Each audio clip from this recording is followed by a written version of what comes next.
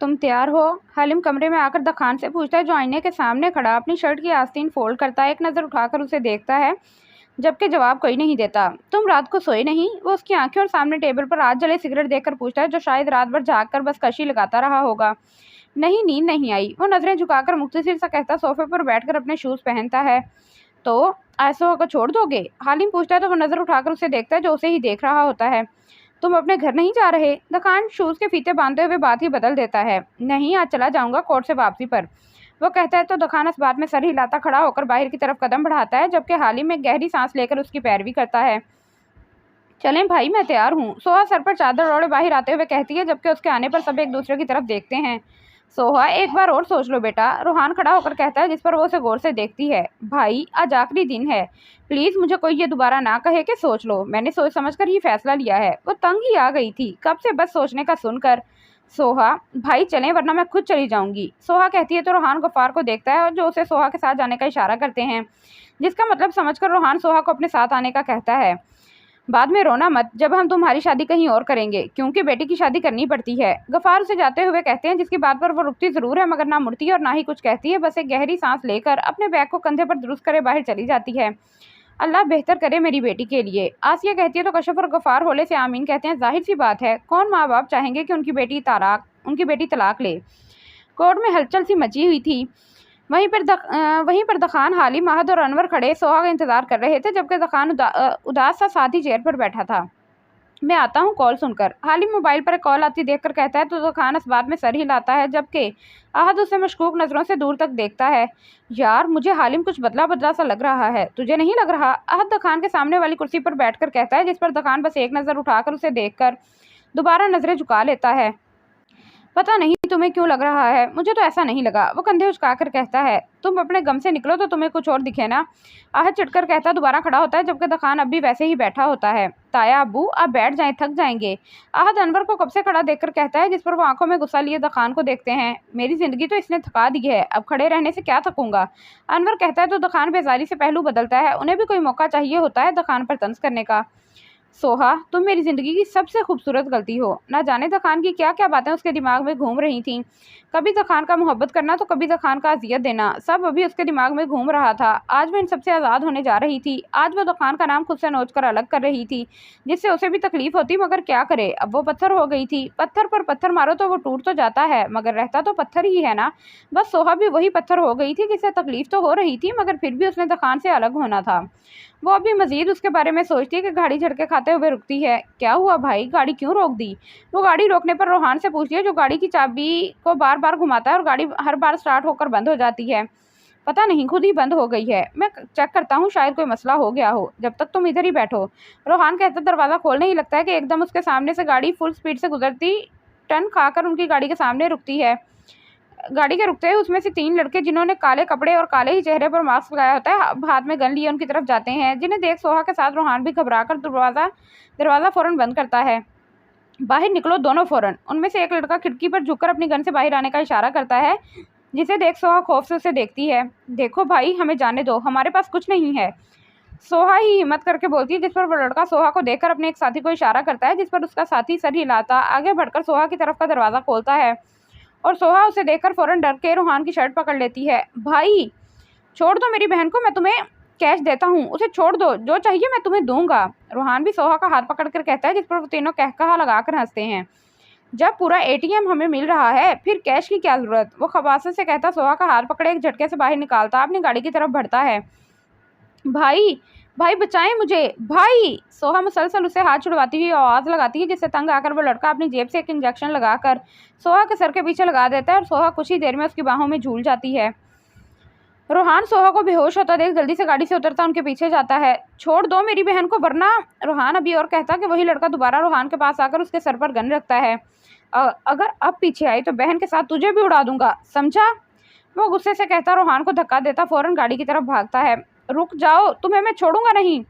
रोहान संभल कर उठता उसके पीछे जाता है, मगर उससे पहले ही वो गाड़ी तेजी से आगे बढ़ा चुके थे, और रोहान परेशान सा दोबारा गाड़ी की तरफ आता अपना मोबाइल उठाकर दखान को फ़ोन मिलाता है। सब कुछ इतना अचानक हुआ कि उसे समझ नहीं आता कि हुआ क्या है।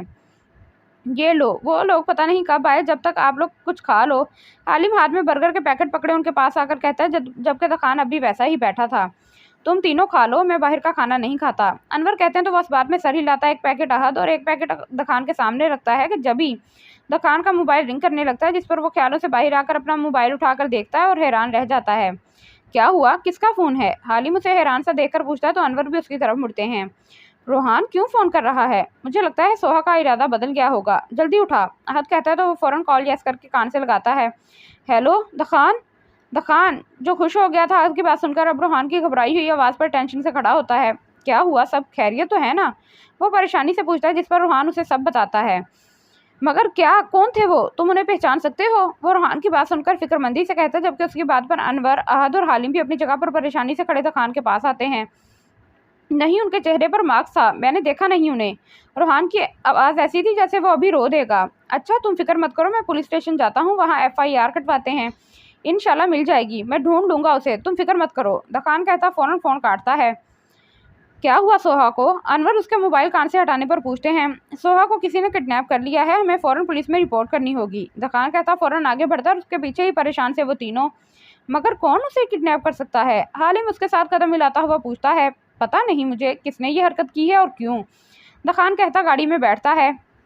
हालिम तुम्हारी गाड़ी कहाँ है? अनवर हालिम को बैठते देख पूछते हैं, जिस पर वो सर पर हाथ मार के गाड़ी का दरवाज़ा बंद करता है। मैं अपनी गाड़ी में आता हूँ। वो कहता अपनी गाड़ी की तरफ बढ़ता है और दखान सन से गाड़ी आगे बढ़ा देता है। सोहा को होश आता है तो वो खुद को नरम से बेड पर लेटा हुआ पाती है, जबकि सर अभी तक भारी हो रहा था, और आहिस्ता से आंखें खोलती है तो नज़र ऊपर चलते पंखे पर जाती है और उसे देखकर ही उसे कुछ देर पहले का मंजर आंखों के सामने घूमता है, जिस पर वो जल्दी से उठती है तो यकीनन कुछ देर पहले जो हुआ वो बहुत बुरा हुआ था। मैं कहाँ हूँ? वो कमरे में नज़र घुमाते हुए घबराते हुए सोचती है, जबकि अपनी साइड पर रखी हुई चादर को उठाकर खुद पर अच्छे से ओढ़ लेती है। कोई है? कौन लाया है मुझे यहाँ और क्यों? वो दरवाजे की तरफ देखकर कहती है उसे समझ नहीं आती कि उसे कौन ला सकता है और क्यों, जबकि उसकी किसी से दुश्मनी भी नहीं है।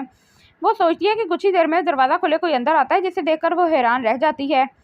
आप? उसे जैसे यकीन नहीं आता। हाँ मैं। आने वाला शैतानी मुस्कुराहट के साथ चलता हुआ उसके पास आता है। क्यों लाए हैं मुझे यहाँ? वो घबराते हुए खड़ी होती है। अच्छा सवाल है, मगर मैं जवाब देना नहीं चाहता।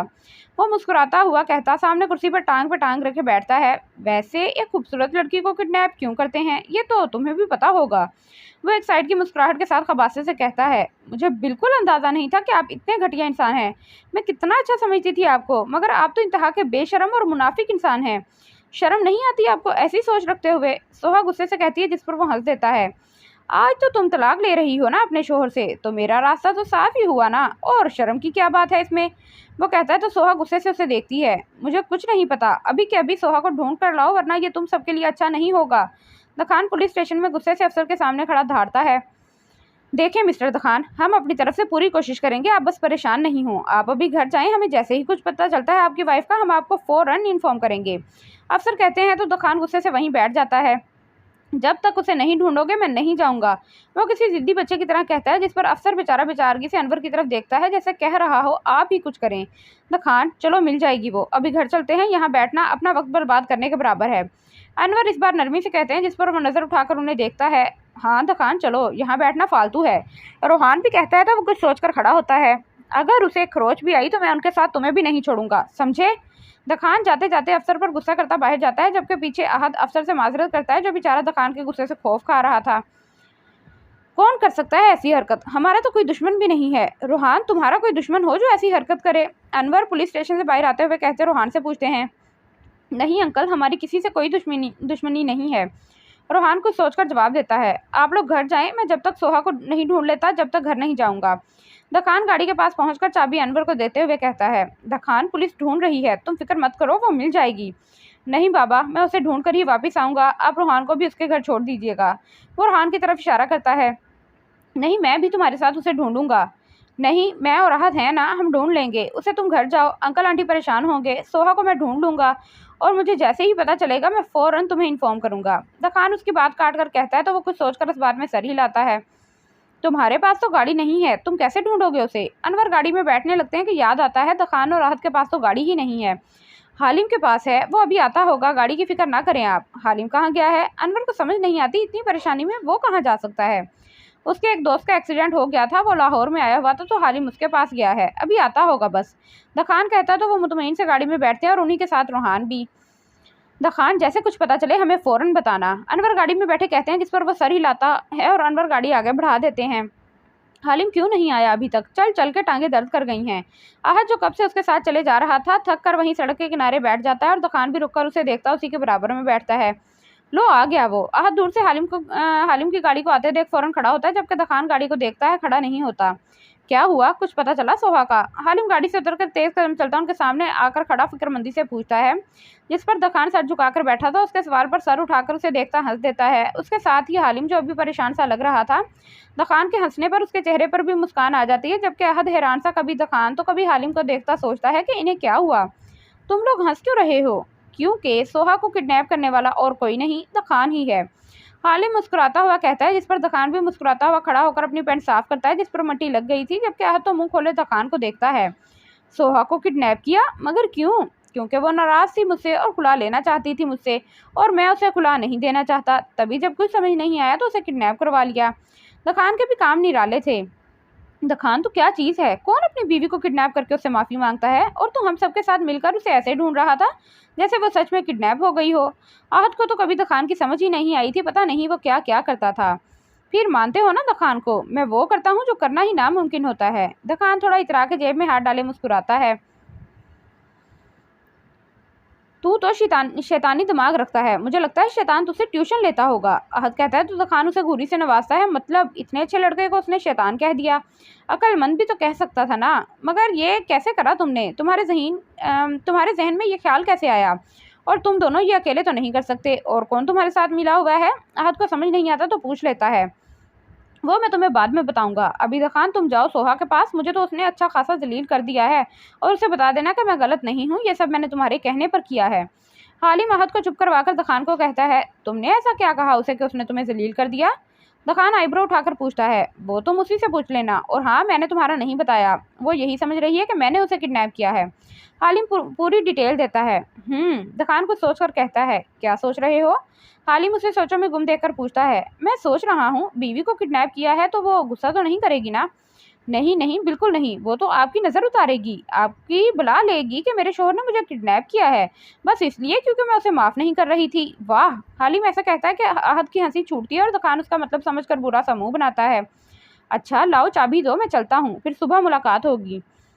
दखान हालिम के हाथ से चाबी लेकर नहीं छीन कर कहता आगे बढ़ता है, ओए चाबी तो दे, हम किस पर जाएंगे?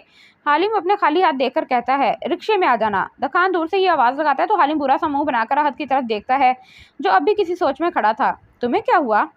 यार मैं सोच रहा हूँ दखान ने पुलिस स्टेशन में रिपोर्ट क्यों करवाई, और वो भी इतनी धमकी देने के बाद। जब आहत का सोचना भी ठीक था, इस अफसर की दखान से अच्छी जान पहचान है, वो इस नाटक में वो भी शामिल था। हालिम कहता हाथ बढ़ाकर एक रिक्शा रोकता है, जबकि आहत उसकी बात पर हैरान सा उसे देखता है।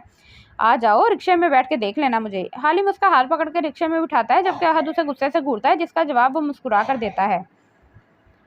दखान जो अभी ही बंगले में आया होता है, ये फैज़ का बंगला था और अब वो बाहर चला गया था। उसका ये बंगला खाली था, तभी दखान ने उससे ये कुछ दिनों के लिए ले लिया था। दखान जैसे अंदर दाखिल होता है तो नज़र ऊपर कमरे में जाती है जहाँ सोहा थी। वो आराम से सीढ़ियाँ चढ़ता सोहा के कमरे के पास जाकर खड़ा होता है और फिर धड़कते दिल के साथ कमरे का दरवाज़ा खोले आराम से अंदर दाखिल होता है तो नज़र सामने खड़ी सोहा पर जाती है, जो खिड़की की तरफ मुंह किए सीने पर हाथ बांधे ना जाने बाहर क्या देखने में मसरूफ़ थी। सोहा किसी की मौजूदगी को महसूस करके खुद को मजबूत साबित करने के लिए वैसे ही खड़ी रहती है, और दखान चलता हुआ उसके पीछे खड़ा होता है। अगर दखान को पता चल गया ना कि आप उनकी बीवी पर कब से गंदी नज़र रखे हुए थे, तो यकीन जाने वो आपकी आंखें निकाल देते। सोहा बगैर उसकी तरफ मुंह करे सख्त लहजे में कहती है, जबकि दखान जो कुछ बोलने वाला था उसकी बात पर उसे हालिम पर बहुत गुस्सा आता है कि पता नहीं उसने सोहा से क्या बात की थी, मगर फिर सोचता है कि उसने जो किया उसके लिए तो किया, यूँ उसका गुस्सा उतर जाता है। गलत कह रही हो। अगर दखान को पता चलता ना कि उसकी बीवी को किसी ने नज़र भर के भी देखा है, तो यकीन जानो वो पहले उसे जान से मारता, फिर उसके गोश्त का कीमा बनाकर कुत्तों को खिलाता, और फिर जिस आंख से उसने दखान की बीवी को देखा था ना, उस आंख से फिर वो कंचे खेलता। ऐसे थोड़ी छोड़ देता दखान। दखान मासूमियत से कहता है, जबकि सोहा उसकी आवाज़ पर हैरान सी माथे पर बल डाले मुड़ती है तो दखान पैंट की जेबों में हाथ डाले खड़ा उसे ही देख रहा होता है, लेकिन चेहरे पर दुनिया भर की मासूमियत सजी होती है, जबकि वो बिल्कुल मासूम नहीं था। आपने मुझे किडनैप किया है? सोहा हैरान और गुस्से के मिले जुले तासुरात चेहरे पर सजाए कहती है, और दखान ढीठों की तरह मुस्कुराता हुआ इस बात में सर हिलाता है। आपने मुझे किडनैप किया है? सोहा हैरान और गुस्से के मिले जुले तासुरात चेहरे पर सजाए कहती है, और दखान ढीठों की तरह मुस्कुराता हुआ इस बात में सर हिलाता है। मैं पूछ सकती हूँ क्यों?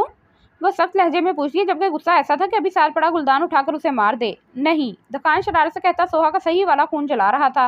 मैं फिर भी पूछूंगी कि आप मुझे यहाँ क्यों लाए हैं? अल्लाह अल्लाह बेगम साहिबा, इतना गुस्सा? वैसे तुम कोई मौका हाथ से जाने नहीं देती मुझे कत्ल करने का। दखान कातिलाना मुस्कुराहट के साथ कहता, बेड पर दोनों हाथों को पीछे करे सहारा लिए बैठता, टांग पे टांग रखता, सोहा का खून सही से जला रहा था। मैं पूछती हूँ मुझे क्यों लाए हैं यहाँ? वो गुस्से से उसके सामने खड़ी सवाल करती है, जबकि दखान अब भी आंखों में प्यार भरे उसे मुस्कुराता हुआ देखता है। तुम पहले से भी ज्यादा प्यारी हो गई हो माशाल्लाह। दुकान भी अपनी ही धुन में पहुंचा हुआ था, जबकि सोहा को उसकी बातें तब ही चढ़ जाती है। मुझे क्यों लाए हैं यहाँ, जवाब दें। वैसे तुम्हारी ये लड़ थोड़ी लंबी हो गई है ना, इसे कटवा लो। दुकान कहता है तो सोहा अपने मुंह पर आती लड़ को पीछे करती है। आपको शर्म नहीं आई अपनी ही बीवी को किडनैप करते हुए? तुम्हें आई थी खुला का सोचते हुए? वो आईब्रो उठाकर सवाल करता है।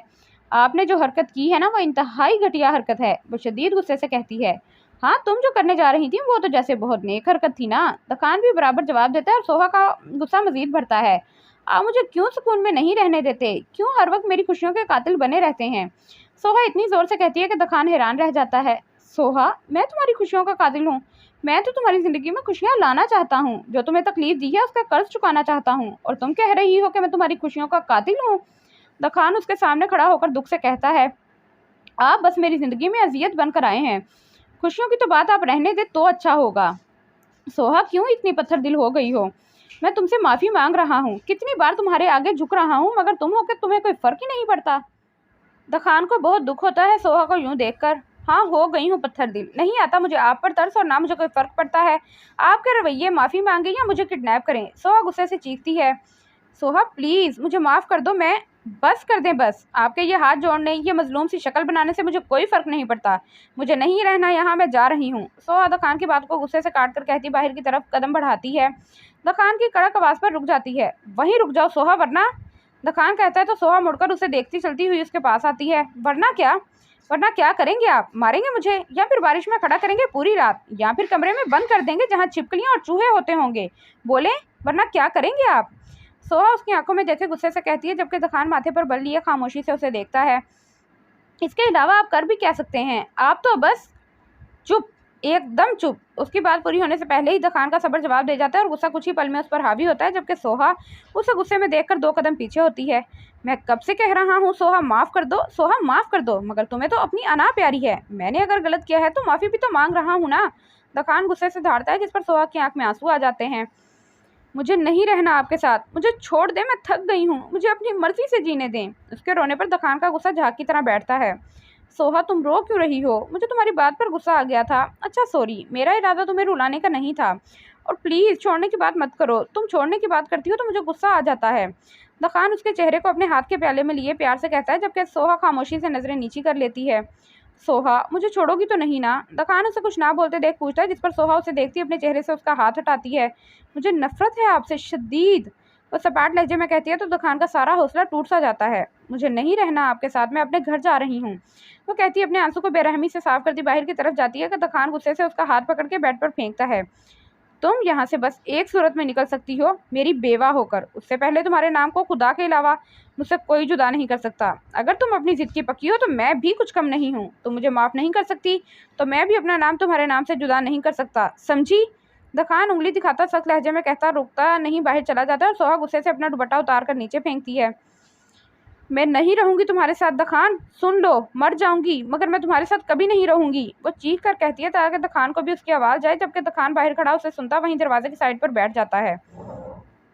रोहान, क्या हुआ आपको? और सोहा कहाँ है? कशफ जैसे ही दरवाज़ा खोलती है तो रोहान की हालत को देखकर परेशानी से पूछती है।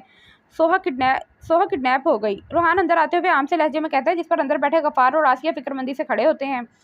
किसने किया है उसका किडनैप? और तुम वापस क्यों आ गए? पुलिस में रिपोर्ट तो करते। गफ़ार बेचारे टेंशन में आ जाते हैं। अबू फिक्र की बात नहीं है, किडनैप करने वाला कोई और नहीं, उसका अपना शोहर ही है। रोहान बैठते हुए कहता है तो कशफ के साथ सभी हैरान से उसे देखते हैं, जबकि सैफ रोहान के सामने बैठता है। मतलब दखान भाई ने आपी का किडनैप करवाया है? हाँ, उसने करवाया है, मुझे कुछ घंटे पहले ही पता चला। जब पता नहीं कौन थे वो, मुझे तो फिक्र लगी हुई है वो सोहा को कोई नुकसान ना पहुँचाएं। रोहान हालिम और दुकान के साथ चलता हुआ फिक्रमंदी से कहता है, जिस पर दुकान रुककर पहले इसे और फिर हालिम को देखकर इशारा करता अंदर जाता है, जिस पर हालिम इस बात में सर हिलाता रोहान का हाथ पकड़कर साइड पर ले जाता है। क्या हुआ, मुझे इधर क्यों लाए हो? रोहान को समझ नहीं आती वो अंदर जाने के बजाय उसे कोने में क्यों लेकर आया। देखो फिक्र मत करो, सोहा ठीक है, उसे कुछ नहीं हुआ, उसे दखान ने ही किडनैप किया है। हालिम उसे राजदारी के अंदाज में बताता है कि रूहान उसकी बात सुनकर ही फौरन कहता है, क्या दखान ने, मगर क्यों? भाई आहिस्ता कह लो, ये पुलिस स्टेशन है। हालिम आगे पीछे देखते हुए कहता है। रूहान भी इस बात में सर हिलाता है और फिर हालिम उसे सब बता देता है कि दखान ने क्यों किडनैप किया है सोहा को, इसीलिए किडनैप किया है उसे। रूहान पानी का गिलास मुंह से लगाने से पहले उन्हें सारी बात बताते तो सारे जैसे सुकून में आ जाते हैं।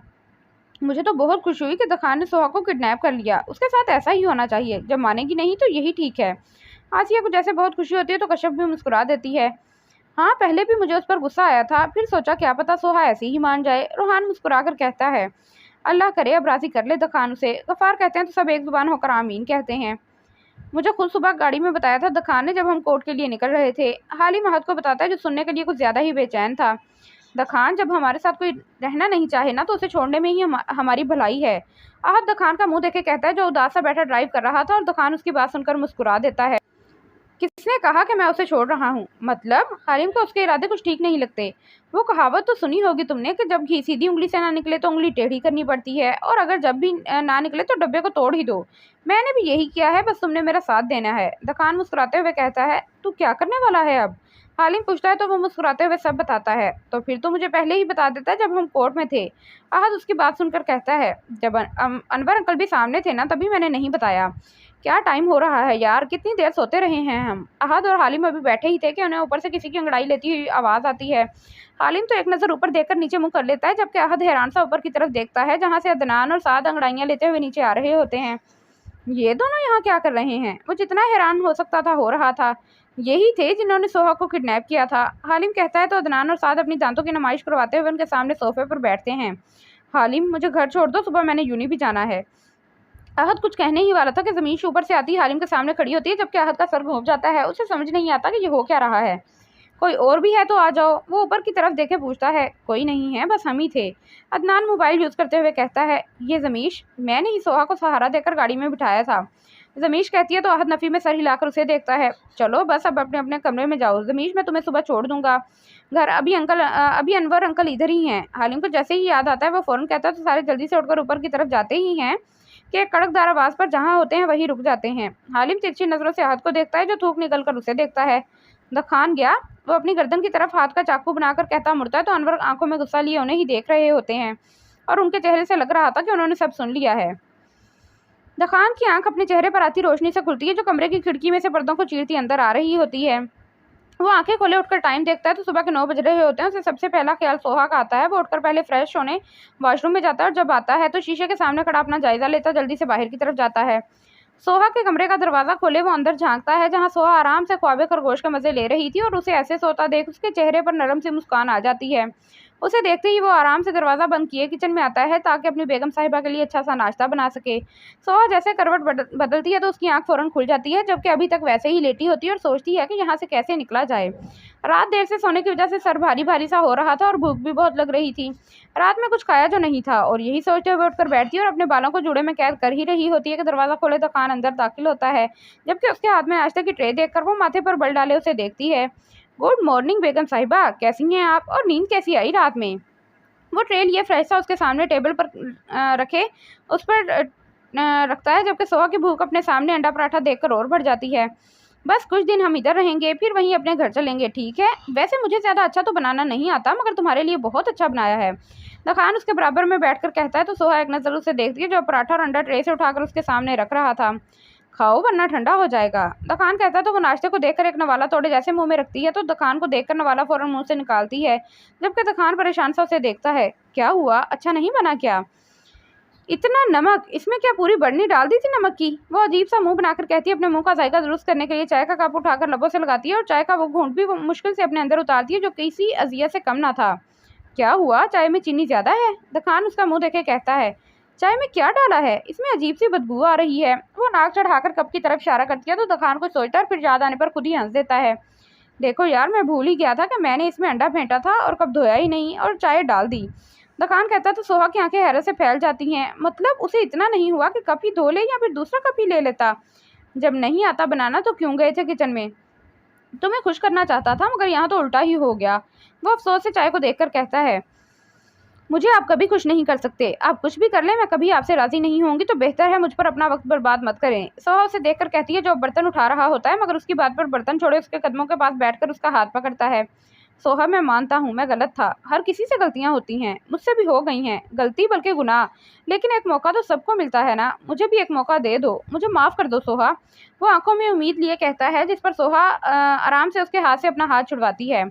दखान, मैंने आपको बहुत मौके दिए हैं, इतने कि मुझे भी याद नहीं, मगर अब मेरे पास ना तो आपके लिए कोई माफ़ी है ना कोई मौका। आप मुझे छोड़ क्यों नहीं देते? वो आराम से कहती है, आखिर में बेजारी से कहती है, जिस पर दखान को उसकी छोड़ने वाली बात पर गुस्सा आ जाता है। मुझे माफ़ नहीं करोगी ना? मत करो, मगर तुम अब इस घर से एक कदम भी बाहर नहीं निकालोगी, इधर ही रहोगी तुम। सिर्फ दखान की हो, मैं कभी भी अपना नाम तुमसे जुदा नहीं करूँगा, कभी भी नहीं। अगर हो सके तो ये बात अपने दिमाग में डाल लो कि दखान के अलावा तुम पर किसी का हक नहीं है। दखान गुस्से से झुककर कहता है, जिस पर सोहा थोड़ी पीछे होती है। मैं अभी कंपनी जा रहा हूँ, इलाही बख्श और उसकी बहन यही हैं, तुम्हारे पास कुछ चाहिए हो तो उन्हें कह देना, हमारी मुलाकात अब रात में होगी। दखान आराम से कहता बाहर की तरफ जाता है और सोहा गुस्से से अपने सामने रखे बर्तन उठाकर नीचे फेंकती है। मुझे कुछ करना होगा, मुझे पता है ये भी कोई तुम्हारी चाल होगी मुझे अजियत देने के लिए, मगर अब मैं और तुम्हारा खिलौना नहीं बनूंगी। मैं चली जाऊंगी, हाँ मैं यहाँ से चली जाऊंगी। वो खुद से कहती हुई कोई फैसला कर लेती है। तुम्हारे साहब नहीं आए अभी तक? सोहा नीचे आकर किचन में काम करती है इलाही बख्श की बहन से पूछती है। नहीं भाभी जी, भाई बता रहे थे उनका फ़ोन आया था, वो देर से आएंगे, और उन्होंने ये भी कहा था कि आपसे खाने का भी पूछ लूँ। वो सारी बताती है तो सोहा कुछ सोचने लगती है। बाजी जी, आपके लिए कुछ खाने के लिए लाऊं? वो लड़की सोहा को चुप देखकर पूछती है। नहीं, अभी भूख नहीं है और मुझे तंग मत करना, मैं आराम कर रही हूँ कमरे में। सोहा कहती है तो वो लड़की इस बात में सर हिलाती अपने काम में लग जाती है। सोहा कमरे में जाने की बजाय लॉन में आती है, जहाँ इलाही बख्श पौधों को पानी दे रहा होता है। उसे देख वो उसके पास आती है। रात हो रही है और आप इस वक्त पानी दे रहे हैं? उसे हैरत होती है कि रात के वक्त कौन पौधों को पानी देता है। वो, बेगम साहिबा, आज दिन में नहीं दिया था ना, तभी अभी दे रहा हूँ। वो पानी देते हुए कहता है। अच्छा, आप ये रहने दें, मेरा कमरा बहुत गंदा हो रहा है, उसे साफ कर दें जाके। सोहा कहती है तो वो नल बंद करे इस बात में सर हिलाता अंदर की तरफ जाता है और सोहा उसे सीढ़ियाँ चढ़ती देख मेन दरवाजे की तरफ आती हैं। बस अब बाहर कोई ना बैठा हो। सोहा दरवाजा खोलते हुए कहती है, एक नज़र अंदर डालकर बाहर कदम रखती है, जहाँ वाकई कोई नहीं होता, जिसे देखकर वो सूंघ का सांस लेती है। ये क्या लाहौर है या कोई और जगह? सोहा आगे चलते हुए सोचती है, जहाँ बस कुछ ही बंगले बने थे, मतलब यहाँ अभी आबादी हो रही थी। वो चादर को सर पर दुरुस्त किए एक नज़र पीछे भी देखती है, जहाँ वो फैज़ के घर से बहुत दूर आ गई थी, जबकि अब वो जहाँ जा रही थी वो बिल्कुल सुनसान सड़क थी, जबकि रात का अंधेरा भी बढ़ रहा था। या अल्लाह, कोई मदद के लिए भेज दो। वो जल्दी जल्दी कदम उठाती आगे बढ़ रही होती है। रात के इसे अपने पीछे से एक गाड़ी आती महसूस होती है, जिस पर मुड़ती है तो रोशनी आंखों के आगे आती है। वो कुछ सोचकर जल्दी से अपना हाथ आगे करे इस गाड़ी को रोकती है, जबकि गाड़ी में बैठा शख्स उसे देखकर गाड़ी उसके सामने रोकता है। मेरी मदद करें, मुझे मेरे घर जाना है, प्लीज़ आप मुझे मेरे घर छोड़ दें प्लीज़। वो कहती है तो अंदर बैठे बुजुर्ग, जिनकी सफ़ेद दाढ़ी होती है, सोहा को कुछ देखकर इस बात में सर हिलाते पीछे का दरवाज़ा खोलते हैं, जिसे देख सोहा फ़ौरन बैठ जाती है। बहुत शुक्रिया आपका, मैं आपको बताती हूँ कि कहाँ जाना है। वो कहती है तो बुजुर्ग उसे बैक मिरर से देखकर इस बात में सर हिलाते हैं। वहाँ मेन रोड पर ही आप मुझे उतार दीजिएगा। सोहा सारा रास्ता बताकर कहती खिड़की से बाहर देखने लगती है, जहाँ गाड़ियाँ अपने रास्ते पर रवा दवा थी। वहीं उसे फिक्र भी थी कि अगर दखान को पता चला कि मैं घर से आ गई हूँ तो क्या होगा उसका रद्द-ए-अमल। मुझे घर पर ना देखकर वो यही सोचती हुई बाहर देखती है, जहाँ उसके घर की तरफ जाती सड़क उसके सामने से गुजर रही थी और गाड़ी आगे निकल गई थी। अंकल, इस तरफ जाना है, आप कहाँ लेकर जा रहे हैं? वो घबराते हुए एक नज़र उन्हें और फिर बाहर पीछे अपने घर की सड़क को देखकर कहती है, मगर अंकल तो सुन ही नहीं रहे थे, वो तो आराम से ड्राइव करने में मसरूफ़ थे। अंकल, गाड़ी रोकें। उन्हें देखकर कहती है, मगर अब भी बस वो खामोश से ड्राइव कर रहे होते हैं, जबकि सोहा को खुद पर बहुत गुस्सा आता है कि क्यों वो घर से बाहर निकली। खोलें दरवाज़ा। अंकल होंठों पर उंगली रखे उसे कहते हैं, जिस पर वो घबराते हुए दरवाज़ा खोलने की कोशिश करती है, जो लॉक होता है, जिस पर सोहा को अपनी बेबसी पर बहुत रोना आता है। तभी गाड़ी एक सुनसान सड़क पर रुकती है, जिस पर सोहा डरकर उन्हें देखती है, जो उतर कर उसकी तरफ आ रहे थे, जिन्हें देखकर वो खौफ से पीछे होती है। प्लीज़ मुझे जाने दें। वो उन्हें दरवाज़ा खोलते देखकर कहती है, अपने मुंह पर हाथ रखे रोने लग जाती है, जबकि वो इसे देखकर थोड़ा अंदर को झुकते हैं। दखान, उसे इस वक्त दखान शिद्दत से याद आता है, जिसका इजहार वो रोते हुए कर भी देती है। और फिर, जी दखान की जान। दखान की आवाज़ सुनकर वो अपने मुंह से हाथ हटाती है तो दखान सामने खड़ा अपनी नकली दाढ़ी हटाकर उसे मुस्कुराता हुआ देख रहा होता है। उसे अब थोड़ी तसल्ली तो होती है, मगर दखान पर गुस्सा भी बहुत आता है, जिसने उसकी जान ही निकाल दी थी। मैंने कहा था ना कि तुम्हें मुझसे कोई जुदा नहीं कर सकता, फिर क्यों घर से बाहर कदम निकाला? दखान नरमी से कहता ड्राइविंग सीट पर आकर बैठता है, जबकि सोहा गुस्से से बाहर देख रही होती है। बेगम साहिबा, कौन से रेस्टोरेंट जाना है? मुझे पता था तुम घर में बोर हो गई होगी, मगर मुझे सुबह ही बता देती, यूँ अकेले निकलने की क्या ज़रूरत थी? दखान अपना गाल खुजाते हुए बैक मिरर से उसे देखकर कहता है, जो गुस्से से बाहर देख रही होती है। वैसे मैं समझा था तुम मुझे यूं अचानक देखकर फौरन मेरे गले लग जाओगी, मगर अफसोस रे मेरी किस्मत, कहाँ मेरे नसीब में मोहब्बत और प्यार है। दखान एक गहरी सांस लेकर कहता है, जिस पर एक नज़र उसे देखती है, जबकि अब वो कुछ कहती ही नहीं। तकरीबन 15 मिनट की ड्राइव के बाद दखान गाड़ी एक रेस्टोरेंट के पास रोकता है और सोहा इस रेस्टोरेंट को देख के ही पहचान जाती है, क्योंकि ये वही रेस्टोरेंट था जहाँ वो दखान के साथ पहले भी आ चुकी थी। चलो आ जाओ। दखान गाड़ी से उतरकर उसकी साइड का दरवाज़ा खोले कहता हाथ आगे करता है, जिसे सोहा बस एक नज़र देखती है। मुझे नहीं खाना, भूख नहीं है, वो सख्त लहजे में कहती है, तो दखान उसका हाथ पकड़े आराम से उसे बाहर निकालता है, जबकि सोहा गुस्से से उसे देखती मजबूरन उसके साथ कदम मिलाती है। यहाँ याद है हम पहले भी आ चुके हैं जब। जी यही है, मेरी बुरी किस्मत का वक्त शुरू हुआ था। वो उसके साथ चलती हुई उसकी बात काट कर कहती है, जबकि दखान एक नज़र उसे देखे बगैर कुछ कहे रेस्टोरेंट का दरवाज़ा खोलता है। सोहा और दखान रात 11 बजे घर आए थे, जबकि दखान ने उसे अभी तक नहीं बताया था कि उसे कैसे पता चला कि वो घर से बाहर निकली है, और ना वो उसे बताना चाहता था, क्योंकि सोहा फिर भी उस पर गुस्सा ही होती थी। अब दखान चुप ही रहता था। अभी भी दखान कमरे में बैठा सिगरेट फूंक रहा था, जबकि सोच भी रहा था कि क्या सोहा हमेशा ही ऐसी रहेगी, वो कभी राजी नहीं होगी, क्या इन दोनों की जिंदगी ऐसे ही गुजर जाएगी। वो अभी और सोचता कि बाहर बादल गरजने की आवाज़ पर वो ख्यालों से बाहर आता है, और बादल के गरजने पर उसे सबसे पहला ख्याल सोहा का आता है, जिस पर वो सिगरेट को फेंक कर फौरन उसके कमरे की तरफ जाता है। वो सोहा के कमरे के बाहर खड़ा कुछ सोचकर दरवाज़ा खोलता है, तो नज़र बेड पर अपने ऊपर अच्छे से कन्वर्टर ओढ़े दब कर लेटी हुई सोहा पर जाती है। मतलब उसे डर लग रहा था, लेकिन अब उसे किसी के सहारे की जरूरत नहीं थी। दखान यही सोचता नरमी से मुस्कुराता हुआ बगैर उसे डिस्टर्ब किए दरवाज़ा बंद किए अपने कमरे की तरफ जा ही रहा होता है कि उसकी नज़र नीचे लॉन पर पड़ती है, जहाँ बारिश आहिस्ता आहिस्ता तेज़ हो रही थी। मुझे सर्दी लग रही है, प्लीज़ मुझे जाने दें। चुप करके वहाँ खड़ी रहो, वरना मेरा तो पता है ना तुम्हें। उसे बारिश को देखकर वही रात याद आती है जब सोहा उसकी मिन्नत करती रही थी, और वो क्या कर रहा था। उसे सुकून मिल रहा था सोहा को तकलीफ में देखकर। दखान अपनी ही बातें याद करता दुख और शर्मिंदगी से आंखें बंद करता है, और फिर कुछ सोच कर आंखें खोले लॉन की तरफ कदम उठाता है। कुछ देर में बारिश की आवाज़ सोहा के कानों में पड़ती है, तो वो कंफर्टर से मुंह निकालकर खिड़की की तरफ देखती है, जहां बारिश की बूंदें अब कमरे के अंदर भी आ रही थीं। वो उसे देखकर उठकर खिड़की बंद करने की गर्ज से उस तरफ जाती है, मगर जैसे ही खिड़की बंद करने लगती है तो नज़र लॉन में खड़े दखान पर जाती है, जो पैंट की जेबों में हाथ डाले आंखें मूंदे ऊपर मुँह करे खड़ा बारिश में आराम से भीग रहा था। और सोहा खिड़की बंद करने की बजाय पर्दों को साइड पर किए वहीं खड़ी हो जाती है। मैं आपको कभी माफ़ नहीं कर सकती, मुझे आपसे नफरत है शदीद। दखान, आप मुझे छोड़ क्यों नहीं देते? आप बस मेरी खुशियों के कातिल हैं। दखान के दिमाग में ना जाने सोहा की कौन कौन सी बातें घूम रही थी, जिन पर वो अपना जब्त खो देता है, और फिर वो होता है जो सोहा के साथ शायद उसे भी नहीं थी। वो सोहा की बातें सोचते हुए रोता हुआ नीचे धम से बैठता है। आज उसे पता चला था कि अजियत क्या है, जब खुद को महसूस हुआ, जब खुद को तकलीफ हुई, और आज अपनी तकलीफ पर नहीं बल्कि सोहा की तकलीफ पर रो रहा था, जो कभी उसने सोहा को बारिश में खड़ा करके दी थी। वो आज इतना रोता है जितना कभी उसने सोहा को रुलाया था। सोहा जो ऊपर ही खड़ी उसे देख रही थी, उसको ऐसे बैठते देखकर अपने दिल पर हाथ रखे थोड़ा आगे होकर उसे देखती है, जिसे देखकर ही लग रहा था कि वो रो रहा है बहुत। ना जाने क्यों सोहा को दुख होता है, तकलीफ होती है। उसका दिल करता है कि अभी जाए और उसे उठाकर कहे, दखान मैंने तुम्हें माफ़ किया, तुम रो मत। मगर नहीं, वो नहीं जाती। वो वहीं खड़ी उसे रोता हुआ टूटता हुआ देखती रहती है। अब भी दिमाग ने दिल की नहीं चलने दी थी। वो उसे थोड़ी देर देखकर खिड़की बंद करे अपने बेड पर आकर बैठती, कुछ सोचकर लेट जाती है, मगर नींद भी दिल का साथ दे रही थी, जबकि दिमाग उसे उठने नहीं दे रहा था। ना जाने कितनी देर दखान रोता रहता है। अगर कोई उसे ऐसे देख लेता तो किसी ने भी यकीन नहीं करना था कि वही दखान है जो हमेशा हंसता था उन पर जो रोते हैं, रुलाता था सोहा को, और आज वो खुद रो रहा है। काफ़ी देर रोने के बाद वो अपने आंसू साफ किए ऊपर देखता है, जिससे बारिश का पानी उसके आंसू के निशान को राजदारी की तरह मिटा देता है।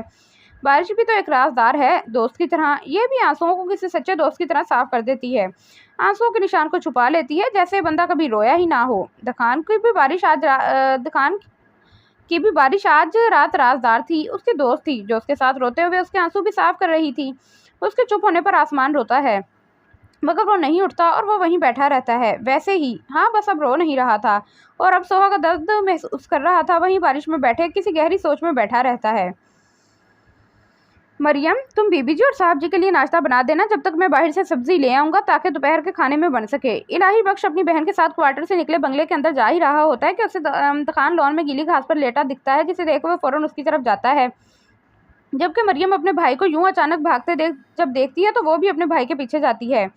साहब जी, मरियम बीबी जी को बुलाओ। इलाही बख्श दखान को उठाते हुए मरियम को कहता है, जिस पर वो सर हिलाती अंदर की तरफ जाती है। साहब जी क्या हुआ आपको? इलाही बख्श उसे हिलाता है तो दखान हल्की सी आंखें खोले उसे देखता है, जबकि इलाही बख्श उसकी आंखें खोलने पर रब का शुक्र अदा करता है। साहब जी क्या हुआ था? आप रात यहाँ सो गए थे? मगर रात में तो बहुत बारिश हो रही थी। इलाही बख्श कुछ सोचकर पूछता है, जबकि दखान उसकी बात का कोई जवाब दिए बगैर उसके कंधे पर हाथ रखे सहारा लिए उठकर आराम से अंदर की तरफ जाता है। क्या हुआ? इतनी जोर से क्यों दरवाजा बजा रही हो? सोहा दरवाजा खोले मरियम को कहती है, जिस पर मरियम अपनी सांसें दुरुस्त करती हुए उसे बताती है, बाजी जी वो साहब जी लॉन में बेहोश पड़े हैं। बस मरियम का यह कहना था और सोहा जल्दी से लॉन की तरफ बढ़ती है, मगर फिर चलती हुई सीढ़ियों पर ही रुक जाती है, जहां दखान आराम से चलता सीढ़ियां चढ़ रहा होता है, जबकि पूरे कपड़े गीले होने के साथ मिट्टी के भी हो रहे थे। दखान आधी सीढ़ियां चढ़कर सोहा को नजर उठाकर देखता है, जिसे देखकर ही लग रहा था कि वो उसे ही देखने आई है। वो उसे देखता मुस्कुराता हुआ नफी में सर हिलाता है। मैं बेहोश नहीं हुआ, तुम्हारी तरह। शायद रात बारिश वैसी नहीं हुई। वो उसे देखते कहकर ऊपर की तरफ जाता है, जबकि सोहा खामोश से उसे जाते हुए देखती है और सोचती है कि बारिश रात में वैसी ही हुई थी जैसे इस अजियत देर रात को हुई थी, मगर तुम मजबूत थे।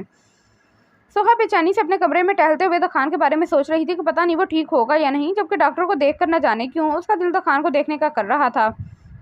मैं क्यों सोच रही हूँ उनके बारे में? उन्होंने भी तो मेरे साथ यही कुछ किया था ना। सोहा खुद से कहती बेड पर बैठती है, लेकिन रात में फिर उन्होंने मेरा ख्याल भी तो रखा था, तो बस मैं भी अपना फर्ज उतार दूंगी। हाँ, वो खुद से कहती टाइम देखती है, जहाँ रात के 8 बज रहे थे, और फिर कुछ सोचकर कदम दखान के कमरे की तरफ बढ़ाती है। क्या हुआ दखान को? वो इलाही बख्श को दखान के कमरे से निकलते हुए देखकर पूछती है, बीबी जी बुखार बहुत तेज हो रहा है, डॉक्टर को भी बुलाया था, वो भी चेक करके दवाइयाँ दे गए हैं, मगर साहब से तो उठा ही नहीं जा रहा। शायद बुखार ने उन्हें तोड़कर रख दिया है। इलाही बख्श सही कह रहा था, उसे तोड़ दिया था, मगर बुखार ने नहीं, सोहा के रवैये ने। अच्छा आप मुझे एक बाउल में पानी और कपड़ा ला दें, मैं पट्टियाँ रख देती हूँ, अभी उतर जाएगा बुखार। सोहा कुछ सोचकर कहती दुकान के कमरे की तरफ जाती है, जबकि इलाही बख्श इस बात में सर हिलाता किचन की तरफ। वो कमरे में आती है तो दुकान आंखें बंद करे लेटा बुखार में तप रहा होता है, जिसे देख सोहा अंदर आकर उसके माथे पर हाथ रखती बुखार चेक करती है, जो वाकई किसी अंगारे की तरह हो रहा था। बीबी जी ये लें। इलाही बख्श उसे बाउल पकड़ाता बाहर चला जाता है और सोहा बाउल लिए दूसरी साइड उसके पास बेड पर बैठकर कपड़े को पानी में भिगोकर उसे निचोड़ती उसके माथे पर पट्टी रखती है, जबकि दुकान को कुछ पता नहीं होता कि उसके पास कौन बैठा है। सोहा न जाने कितनी बार पानी बदलती, यही अमल दोहराकर दुकान का बुखार एक हद तक कम कर चुकी थी। शुक्र बुखार हल्का तो हुआ, अब सुबह सुबह तक उतर भी जाएगा। सोहा दखान का माथा चेक करती कहती उठने ही लगती है कि दखान उसका हाथ पकड़ लेता है, जिस पर वो चौंक कर उसे देखती है। बस आज रात मेरे पास रुक जाओ, फिर कभी नहीं कहूँगा। दखान आंखें बंद किए ही कहता अपना हाथ उसकी तरफ करता है, जिस पर सोहा कुछ सोचकर उसका हाथ पकड़े लेट जाती है। आप सो जाएं, मैं यहीं हूँ आपके पास। वो लेटे हुए कहती है तो दखान मुस्कुराता हुआ आंखें खोले उसकी तरफ करवट लेता है। काश बारिश पहले हो जाती या मैं पहले बीमार पड़ जाता। वो उसके चेहरे पर आए बालों को कान के पीछे किए कहता है, जबकि सोहा खामोशी से उसे देखती है। दखान मैंने कहीं सुना था कि औरत जिस मर्द से मोहब्बत करती है उसे सर का ताज बना लेती है, और जब वही औरत उस मर्द से नफरत करने पर आए तो उसे अपने पाँव की धूल भी नहीं समझती। न जाने क्यों सोहा कहती है, मगर दखान पहले उसकी बात सुनकर चुप हो जाता है, फिर कुछ सोचकर मुस्कुराता हुआ थोड़ा उसके करीब होकर कहता है, और मैंने सुना है औरत बहुत नरम दिल होती है, वो अपने शोहर को रोता हुआ नहीं देख सकती। सोहा उसकी बात पर खामोशी से उसे देखती है। सोहा तुम एक बार मुझे माफ तो करके देखो, मैं तुम्हारे सारे गिले शिकवे दूर कर दूंगा। दखान थोड़ा आगे होकर उसके गाल पर हाथ रखे होंठों पर उंगली फेरता है, जिस पर सोहा उसका इरादा भांपकर जल्दी से उसका हाथ अपने होंठों से हटाती उठकर बैठती है, और फिर एक नज़र उसे देखती अपनी चादर लिए बेड से उतरकर कमरे से बाहर चली जाती है, जबकि दखान खामोश सा लब बेंच कर रह जाता है। अगर मोहब्बत नहीं थी तो क्यों मेरा बुखार कम किया? मरने देती मुझे। दखान दर से कहता सीधा सीधा होकर लेटता आंखें बंद किए कहता है, तो एक आंसू आंख से उसके गाल से बहता कान तक गायब हो जाता है। सोहा जल्दी से कमरे में आकर दिल पर हाथ रखे दरवाजा बंद करे बेड पर आकर बैठती है, जबकि चादर को गले से खींचकर दूर फेंकती सर थाम कर बैठ जाती है। दखान तुमने इतना कुछ किया है कि मैं वो खुद से कहती रोने लग जाती है, और फिर जल्दी से अपने आंसू साफ किए लेटकर आंखें बंद करती है। उसे अब अच्छा नहीं लगता था दखान के लिए रोना, मगर वो क्या करती, उसका दिल नरम पड़ रहा था। सुबह रोज के मामूल पर होती है, जहां सूरज आसमान पर चढ़ चुका था, वही दखान और सोहा अपने अपने कमरों में अभी तक सो रहे थे। दखान की आंख बाहर से शोर की आवाज़ पर खुलती है, जिस पर वो थोड़ी सी आंखें खोले टाइम देखता है। दोपहर के 12 बज रहे थे, और बाहर से ऐसी आवाज़ थी जैसे कोई लोहे की चीज़ लेकर बजा रहा हो। वो उठकर नासमझी से आवाज़ पर गौर करता है, और फिर पाँव में चप्पल डाले बाहर की तरफ जाता है। बाहर आता है तो नज़र कमरे से निकलती सोहा पर जाती है, जो आंखें मसलते हुए बाहर आकर दखान को देखती है। यकीनन उसकी भी आंख इसी शोर से खुली थी। दखान उसे देख सीढ़ियों की तरफ जाता है, और उसके पीछे सोहा भी कि देखे तो कौन है जो इस घर में शोर डाल रहा है। मगर आधी सीढ़ियों पर पहुंचकर दोनों ही हैरान से सामने का नज़ारा करते हैं, जहां दादी सोफे पर बैठी थी, जबकि अनवर, एजाज, आमना, गफ़ार, रोहान उनके सामने बैठे किसी बात पर मुस्कुरा रहे थे, जबकि जहरा हाथ में एक तवा लिए उसे किसी चीज़ से बजा रही थी और अदनान साद बंदर की तरह सामने नाच रहे थे। ये सब देखकर दखान और सोहा हैरान से एक दूसरे की तरफ देखते हैं कि ये हो क्या रहा है। अरे आ गए आप दोनों। रोहान की नज़र जब ऊपर जाती है तो मुस्कुराते हुए कहता है, जिसे सुनकर जहरा तो तवा छोड़े भागकर सोहा के पास आती है और अदनान साद दखान के पास। आ जाओ, हम आप दोनों के उठने का ही इंतजार कर रहे थे। जहरा कहती है तो सोहा नासमझी से उसे देखती है। आप लोग यहाँ क्या कर रहे हैं और कब आए? दखान आते ही पूछता है। अरे हम तो सुबह 9 बजे से आए हुए हैं, मगर तुम तो उठ ही नहीं रहे थे, इसलिए मैंने जहरा को कहा जरा तवा बजा दे, शायद ये लोग शोर से उठ जाएं। दादी कहती है तो जहरा दादी के पास बैठ जाती है, जबकि दखान और सोहा अब भी हैरान ही खड़े थे। चलो भाई गफ़ार, अपनी बेटी को लेकर जाओ, हम भी अपने लौंडे को लेकर जा रहे हैं। दादी उठते हुए कहती हैं तो गफ़ार मुस्कुराते हुए सोहा का हाथ पकड़ते हैं, जबकि दखान कुछ कहने ही वाला होता है कि अनवर उसके सामने आ जाते हैं। चलो नालायक, बहुत ऐश कर लिया तुमने, अब जरा घर चलो। अनवर कहते उसका हाथ पकड़ते हैं। बाबा कहाँ लेकर जा रहे हैं मुझे? अभी काम है कंपनी में, मैं वहाँ तुम्हारी कंपनी यहाँ देख रहा है, तुम अभी घर चलो। दादी बाहर निकलते हुए उसकी बात काट कर कहती हैं, तुम्हें बुखार था? अनवर गाड़ी के पास पहुँच कर पूछते हैं, जिस पर उस बाद में सर हिलाता है। अब्बू कहाँ जा रहे हैं हम? सोहा गाड़ी में बैठकर पूछती है। बेटा हम अपने घर जा रहे हैं। गफ़ार मुड़कर मुस्कुराते हुए कहते हैं, जबकि सोहा जो अपने घर जाने के लिए घर से भाग भी गई थी, अब उसका बिल्कुल दिल नहीं करता दखान से दूर जाने का।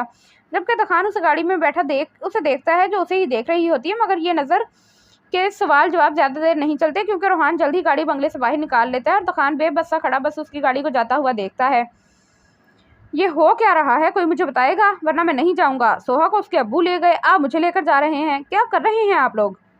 दखान सिद्धि लहजे में कहता थोड़ी दूर जाकर खड़ा होता है। अनवर, एजाज इसे उठाकर गाड़ी में डालो, बहुत नखरे कर रहा है ये। दादी कहती है तो दखान अनवर और एजाज को अपनी तरफ बढ़ते देखकर फौरन आगे आता है। अच्छा मैं बैठ रहा हूँ, मगर बताएं तो। दखान डरकर फौरन गाड़ी के पास होता है और जहरा इसे देखकर ही मुस्कुराते हुए दरवाज़ा खोलती है। दखान भाई वो छोड़ें, आप बस गाड़ी में बैठें। जहरा कहती है तो दखान उसे गौर से देखकर गाड़ी में बैठता है। इलाही बख्श इधर आ बेटा। दादी गाड़ी में बैठकर कहती हैं तो इलाही बख्श जल्दी से उनकी तरफ आता है। जी दादी, ये बंगला अच्छे से साफ करके दखान वाले घर पर आ जाना। दादी की बात पर बॉस बाद में सर हिलाता है तो दादी मुस्कुराते हुए उसके सर पर हाथ रखती अनवर से मुखातिब होती हैं। बेटा अनवर, क्या गाड़ी में बस हमें मजे देने के लिए बिठाया है, चलाना नहीं है? दादी के तंज पर सब अपनी हंसी दबाते हैं, जबकि दखान अब भी हैरान सा सबके मुंह देख रहा होता है। जी अम्मा चलते हैं। अनवर कहते ही गाड़ी स्टार्ट करते गाड़ी बाहर निकालते हैं, सड़क पर चढ़ा देते हैं, जबकि दखान को कुछ समझ नहीं आता कि ये हो क्या रहा है। आखिर ये लोग करना क्या चाहते हैं? कहीं मुझे प्यार प्यार से कहीं मुझसे प्यार प्यार में सोहा को तलाक तो नहीं दिलवा देंगे? नहीं नहीं, ऐसा नहीं हो सकता। दखान सोचता खुद ही जल्दी से नफी करता है, एक लंबी सांस लेकर अपने बराबर में बैठे जहरा अदनान को देखता है, जो मोबाइल पर कोई वीडियो देखे हंस रहे होते हैं, और उन्हें देखकर बेजार सा मुंह बनाकर बाहर देखता है और सोचता है कि अल्लाह जाने अब आगे क्या होने वाला है। सोहा ये लो, मैंने तुम्हारे कपड़े इस्त्री कर दिए हैं, जल्दी से जाकर तैयार हो जाओ। कश्यप सोहा के कमरे में आकर कहती है, जो ना जाने बैठी क्या सोच रही थी। यकीनन अपने साथ कुछ देर पहले होने वाले वाकये के बारे में ही सोच रही थी, जो उसे खुद नहीं पता चल रहा था कि उसके साथ हुआ क्या है। जबकि कश्यप की आवाज़ पर वो चौंक कर ख्यालों से बाहर आती है। पर भाभी तैयार क्यों होना है? वो हैरत से पूछती है। आज मेहमान आ रहे हैं तो इसीलिए अच्छा सा तैयार हो जाओ। अच्छा तुम तैयार हो, मैं ज़रा किचन का भी देख लूँ। आंटी कब से अकेली लगी हुई हैं, फिर मैंने बच्चों को भी तैयार करना है। कौन मेहमान आ रहे हैं? वो उनकी बात इग्नोर करे पूछती है, जबकि उसे बिल्कुल समझ नहीं आती कि ऐसे कौन से मेहमान हैं जिसके लिए इतनी तैयारी हो रही है। बस हैं कोई बहुत खास। कश्यप मुस्कुराकर कहती है, जबकि सोहा उसे नासमझी से देखती है।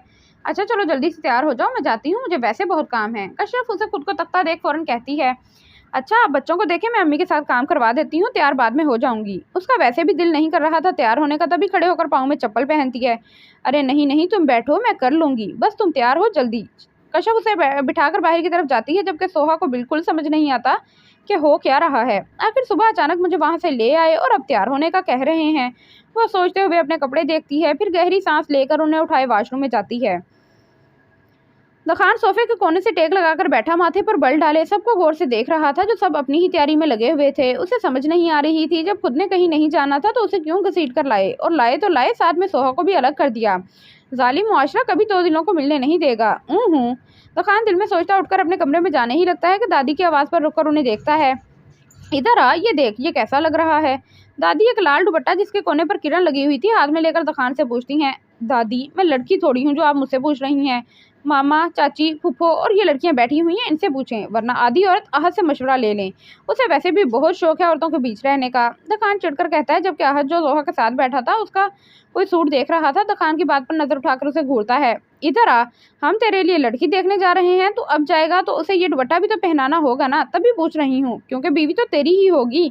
दादी कहती है तो दखान मुंह खोले उन्हें देखता है कि दादी को पता नहीं है मैं शादीशुदा हूँ और एक बीवी का मालिक भी। दादी, मैं शादीशुदा हूँ और आपको बताता चलूं मेरी बीवी भी है, सोहा। दखान कहता है तो सारे उसे ऐसे देखते हैं जैसे उसने कोई अनोखी बात की हो। आहत, इसे लड़की की तस्वीर दिखा, मुझे पता था तू पहले यही कहेगा कि लड़की की तस्वीर दिखाओ। दादी उसकी बात सुनकर कोई और ही जवाब देती है, जबकि दखान जितना हैरान हो सकता था हो रहा था। उसने तो कहा भी नहीं था कि उसे लड़की की तस्वीर दिखाओ। दादी, मैंने कब कहा मुझे लड़की देखनी है? अरे हाँ हाँ, प्यारी है और पढ़ी लिखी भी है। दादी फिर उसके सवाल का उल्टा जवाब देती हैं। दादी, दादी को छोड़, अपनी होने वाली बीवी को देख। आहत उठकर उसे बोलता हुआ रुककर उसके सामने मोबाइल करता मुस्कुराता हुआ कहता है, जिस पर दखान गुस्से से उसका मोबाइल छीन कर नीचे फेंक देता है, जिससे माहौल में सन्नाटा सा छा जाता है। मैं क्या कह रहा हूँ और आप लोग क्या समझ रहे हैं? मैं कह रहा हूँ मैं शादी नहीं करूँगा, मेरी शादी हुई हुई है। दखान को गुस्सा ही आ जाता है, जबकि बुखार की वजह से चिड़चिड़ा भी हो रहा था, जबकि सब उसके गुस्से पर खामोश ही हो गए थे। मगर अच्छा, मैं लड़की से कह दूंगी कि वो एक बार तुझसे बात कर ले, बस। दादी उसके गुस्से को किसी खाते में ना लाते हुए कहती हैं, जिस पर दखान गुस्से से नफी में सर हिलाता वहां से चला जाता है। मतलब इसका बात करने का कोई फायदा नहीं था, अब रात में वो अनवर से ही बात करेगा, उसने सोच लिया था।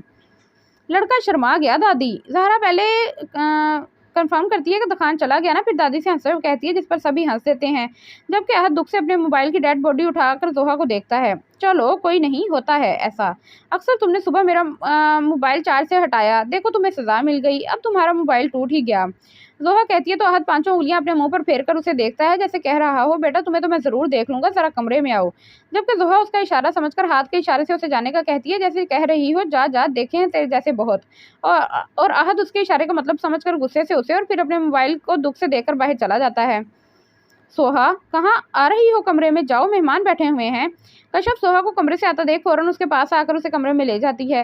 तो भाभी, मैं मेहमानों से मिलने ही जा रही हूँ, इतना प्यार आपने मुझे क्या कमरे में बिठाकर मेहमानों की बातें सुनाने के लिए किया था? उसे कश्यप की बातें बिल्कुल समझ नहीं आती, जबकि कश्यप कुछ सोचकर उसका हाथ पकड़े किचन में आ जाती है। इधर आओ, ये चाय उठाकर मेरे साथ चलो, कश्यप कहती है तो सोहा ट्रे उठाने ही लगती है कि किचन में इतने सारे मिठाई के टोकरे देखकर हैरानगी से कश्यप को देखती है। ये क्या है भाभी, इतने सारे मिठाई और मेवे के टोकरे? सोहा पूछती है तो कश्यप उसका दुपट्टा सर पर सही उड़ाती है। ये तुम्हें थोड़ी देर में पता चल जाएगा, अभी चलो मेरे साथ। कश्यप कहती है उसे अपने साथ लिए ड्राइंग रूम की तरफ बढ़ती है, जहाँ सारे मेहमान बैठे हुए थे। सोहा जैसे कमरे में आती है तो सामने मेहमानों को देखकर हैरान ही रह जाती है, जबकि उसे देख जोहा उठकर उसके पास आती है। कैसी हो सोहा, आ जाओ, ये मैं रख देती हूँ। सोहा मुस्कुराते हुए उसके हाथ से ट्रे लेकर सामने टेबल पर रखती है, जबकि सोहा अब भी वैसे ही हैरान सी खड़ी होती है। सोहा, इधर आ मेरी बच्ची, मेरे पास। दादी की आवाज़ सुनकर वो एक नज़र अपने माँ बाप को देखती है और उनके पास जाती है। कैसी हो बेटा? सोहा उनके सवाल पर नासमझी से उनको देखती, मतलब सुबह तो उनसे मिली थी और अब वो हाल अहवाल पूछ रही हैं, मगर फिर भी वो जवाब दे ही देती है। ठीक हूँ बेटा, आपकी क्या मसरूफियत है? मतलब आपने कहाँ तक स्टडी की है? रुखसाना पूछती है तो वो कश्यप की तरफ देखती है, जो मुस्कुराते हुए उसे बताने का इशारा करती है। मैंने बीए किया हुआ है। माशाल्लाह, अहद मुस्कुराते हुए कहता है, जबकि सोहा को ऐसे लगता है जैसे वो इन सबसे पहली बार मिल रही हो। तो फिर जिस काम के लिए हम यहाँ आए हैं वो कर लेते हैं। अनवर मुस्कुराते हुए कहते हैं तो गफ्फार भी मुस्कुरा देते हैं। बिस्मिल्लाह करें। हाँ तो भाई, आज मैं तुम्हारी बेटी का रिश्ता लेने आई हूँ अपने पोते दखान के लिए। दादी कहती हैं तो सोहा को पानी पीते हुए फंदा सा लगता है। अरे अरे, क्या हुआ बेटा, तुम ठीक हो? रुखसाना जो उसके बराबर में ही बैठी होती है फौरन उसकी पीठ से हिलाती है, जिस पर वो उस बात में सर हिलाती है। मैं जरा आता हूँ। अहद, जिससे अपनी हंसी नहीं रोकी जा रही थी, उठ के कमरे से बाहर चला जाता है, जबकि सोहा उसकी पुश्त को गुस्से से घूरती है। हाँ तो गफ्फार, बताओ, दोगे अपनी बेटी का रिश्ता? दादी दोबारा पूछती हैं तो गफ्फार मुस्कुराते हुए इस बात में सर हिलाते हैं। जी समझें, ये आपकी ही बेटी है, आप जब चाहें इसे अपने घर ले जाए आप जब चाहें इसे अपने घर ले जाइएगा। चलो फिर ये हमारी हुई। दादी उठकर सोहा को लाल दुपट्टा और हाथ में कुछ पैसे रखकर कहती हैं, जबकि सोहा को समझ नहीं आता कि ये हो क्या रहा है। दखान टेंशन में अपने कमरे में टहलता दादी और सबकी बातें याद कर रहा था और सोच भी रहा था कि अगर सोहा को पता चला कि उसकी शादी हो रही है तो वो क्या सोचेगी उसके बारे में। लेकिन फिर उसे याद आता है कि नहीं, उसके अबू और भाई भी तो उसे लेकर गए थे, क्या वो मेरी और सोहा की तलाक करवा कर उसकी भी कहीं शादी कर देंगे? नहीं नहीं नहीं, उफ, वो पता नहीं क्या सोचता बेड पर सर थाम कर बैठ जाता है और फिर नहीं, मैं सोहा को अभी ही जाकर लेकर आता हूँ, बीवी है मेरी, कौन रोकेगा। हाँ ये ठीक है। दखान कहता अपना मोबाइल और की उठाता कमरे के बाहर जाता है। अच्छा तो फिरते रहे अच्छा तो फिर तय रहा, इस महीने की आखिरी तारीख को शादी है, इससे पहले मेहंदी वगैरह रख लेते हैं। दादी कहती हैं तो सारे मुस्कुराते हुए इस बात में सर हिलाते हैं, जबकि सोहा को अपने कमरे में भेज दिया था क्योंकि बड़ों ने बात करनी थी और उनका कहना था कि शादी की बात हो तो लड़की सामने नहीं बैठती। सोहा खिड़की के सामने खड़ी बाहर उड़ते हुए परिंदों को देख रही थी, जो अब सूरज गुरूब होने के साथ साथ अपने घोंसलों में जा रहे थे। वो उन्हें देखकर यही सोचती है कि जिंदगी दोबारा तो खान के पास लेकर जा रही है, मगर मगर अब उसे दुख नहीं हो रहा था, लेकिन खुशी भी नहीं हो रही थी। मगर उसने फैसला किया था कि एक बार अब्बू से ज़रूर बात करेगी कि ये क्या माजरा है। वो तो खान से खुला लेना चाहती है और वो लोग उसकी उसी से दोबारा शादी करवा रहे हैं। वो अभी यही सोच रही होती कि उसकी नज़र नीचे सड़क पर जाती है, जहाँ दुकान गाड़ी से उतरता उसके घर के सामने आकर खड़ा होता है, जबकि चेहरे से वो अब भी बीमार लग रहा था। खाना खाकर जाते तो हमें ज़्यादा खुशी होती। आसिया सबको खड़ा होता देख कहती है, अरे नहीं नहीं, आपने तो इतना सब कुछ कर दिया था, अब खाने की गुंजाइश बिल्कुल नहीं है। आमना खुजली से कहती हैं। दुकान जो दरवाजे के बाहर खड़ा होता है, दरवाज़ा खोले बगैर दस्तक दिए ही अंदर आ जाता है और फिर सोहा सोहा दुकान आवाज़ लगा ही रहा होता है कि उसकी नज़र कमरे से आते अपने घर वालों पर पड़ती है, जिन्हें देखकर वो हैरान ही हो जाता है कि ये लोग यहाँ क्या कर रहे हैं। क्या ये लोग सोहा और मेरी तलाक के बारे में बात करने आए हैं? दुकान सोचता है, जबकि कमरे से बाहर आते सारे जो दुकान की आवाज़ सुनकर ही बाहर आए थे, उसे यहाँ देखकर दादी गुस्से से उसे घूरती हैं, जबकि अनवर उसके पास आते हैं, जबकि सोहा भी उसकी आवाज़ सुनकर अपने कमरे से बाहर आती है। आप लोग यहाँ क्या कर रहे हैं? कहीं आप? दुकान अनवर से हैरत से पूछता हुआ रुक जाता है और वजह अनवर उसे खूंखार नजरों से घूर रहे थे। तुम यहाँ क्या कर रहे हो? बाबा, मैं सोहा को लेने आया हूँ, मैं उसे अपने साथ लेकर जाऊंगा और मुझे कोई नहीं रोक सकता। दुकान अनवर को थोड़ा सख्त मगर नरम लहजे में कहता है। माफ़ करना गफ़ार, ज़रा हमारा बेटा जज्बाती है। दादी कहती दखान के पास आती है, जबकि सोहा अभी वैसे ही खड़ी उन्हें देखती है। चल दखान, तुझे मैं घर जाकर बताती हूँ। दादी उसका हाथ पकड़े बाहर की तरफ लेकर जाती हैं, जबकि दखान मासूम सा मुंह बनाता सोहा की तरफ देखता है। दादी के साथ ज़बरदस्ती बाहर जाता है। अब दादी से अपना हाथ तो नहीं छुड़वा सकता था ना। अच्छा चलते हैं, दखान की गलती को माफ़ करना, रुखसाना कहती है तो रोहान नफ़ी में सर हिलाता है। कोई बात नहीं आंटी, बस अब जब तक शादी नहीं हो जाती इसे यहाँ आने से रोके रखिएगा। रोहान की बात पर वो मुस्कुराती है, इस बात में सर हिलाकर बाहर जाती है, तभी उसकी नज़र सोहा पर पड़ती है।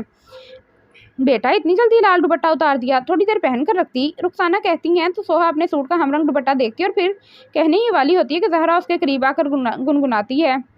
लाल दुपट्टा उड़ गया तेरा हवा के झोंके से, तुझको पिया ने देख लिया हाय रे धोखे से। जहरा कहती है तो सोहा उसे घूरी से नवाजती है। वो ठीक तो कह रही थी, दखान ने उसे देख ही तो लिया था। हाँ तो क्या गलत कहा है मैंने? दखान भाई ने आपको देख ही लिया और आपका लाल दुपट्टा भी उड़ गया। जहरा उसके घूरने पर कहती है, अच्छा चलो बस फिर मिलते हैं। आमना जहरा को लिए सबको खुदाफिज करे बाहर जाती है और सोहा सबके जाने पर अपने घर वालों को देखती है। दादी मुझे बताएं, मैंने क्या गलत किया? वो बीवी है मेरी, मैं उसे जब चाहूँ तब घर ला सकता हूँ, मगर आप हैं कि? दुकान बंगले में दाखिल होते हुए कब से यही कहे जा रहा था, मगर कोई उसकी सुन ही नहीं रहा था। दादी, दुकान अभी मैं बहुत थक गई हूँ, सुबह बात करेंगे। दादी रोककर उसे कहती है, अपने कमरे में जाती है, जिन्हें देख वो बाकी सबसे बात करने के लिए जैसे ही पीछे मुड़ता है तो अपने पीछे बस सन्नाटा पाता है। सब अपने अपने कमरे में जा चुके होते हैं, जिस पर वो गुस्से से अपने कमरे की तरफ जाता है। पर अब्बू, आपने कहा था जो मेरा फैसला होगा वही आप लोगों का फैसला होगा। सोहा सबकी बात सुनकर कहती है, हाँ कहा था, मगर मुझे रिश्ते में कोई खराबी नहीं लगी, घर वाले बहुत अच्छे हैं तो मैंने हाँ कर दी। गफार उसे देखकर कहते हैं, अब्बू जो रिश्ता मेरे लिए आया है वो मेरे शोहर हैं, तो भला मैं अपने शोहर से दोबारा कैसे शादी कर सकती हूँ? वो चिढ़कर कहती है, सोहा तुम कब से बैठकर हमारा दिमाग खराब कर रही हो? अभी उठो और कमरे में जाकर आराम करो। तुम्हारी शादी दखान से ही होगी, ये बात अपने दिमाग और दिल में बिठा लो। आसिया जो कब से उसकी बात आराम से सुन रही थी अब गुस्से से कहती हैं, अम्मी मेरी चप्पल कहाँ है? आसिया उसे दोबारा बोलते देखकर नीचे नजर मारते हुए कहती है, जिसका मतलब समझकर सोहा गुस्से से पांव पटक के अपने कमरे में चली जाती है। कसम से ये ड्रामा करने में कितना मजा आ रहा है। कश्यप हंसते हुए कहती है तो गफार, आसिया और रोहान उसे घूरते हैं, जिसकी नजरों का मतलब समझकर वो अपनी हंसी को ब्रेक लगाती है। सॉरी, क्या करूं? दुकान टेंशन में कमरे में टहलता हुआ सोचता है, जबकि हाथ में सिगरेट भी पकड़ी होती है। वो वैसे ही टहलता कुछ सोच रहा होता है कि किसी सोच के अचानक दिमाग पर आने से वो सिगरेट को एस्ट्रे में फेंकता, अपना लैपटॉप उठाकर बेड पर बैठता है और फिर अपनी उंगलियां उसके कीबोर्ड पर चलाता कुछ निकालता है तो उसकी आंखों में चमक सी आ जाती है। जब है मियाँ बीवी राजी तो क्या करेंगी दादी? दखान सामने स्क्रीन की तरफ देखता मुस्कुराता हुआ कहता है, जहाँ सोहा उदास सी बैठ के पुछते टेक लगाकर बैठी होती है। दखान का खुफिया कैमरा अभी तक उसके काम आ रहा था। चलो दखान अपने मिशन पर। दखान खुद से कहता, लैपटॉप रखता अलमारी के पास जाकर उसमें से अपने कपड़े निकालता वॉशरूम में जाता है और जब आता है तो वही ब्लैक पैंट शर्ट में ब्लैक मास्क चेहरे पर चढ़ाए सोफे पर बैठकर शूज पहनता आईने के सामने आकर अपना जायजा लेता है, जहां वो बिल्कुल कोई खूबसूरत डाकू लग रहा था।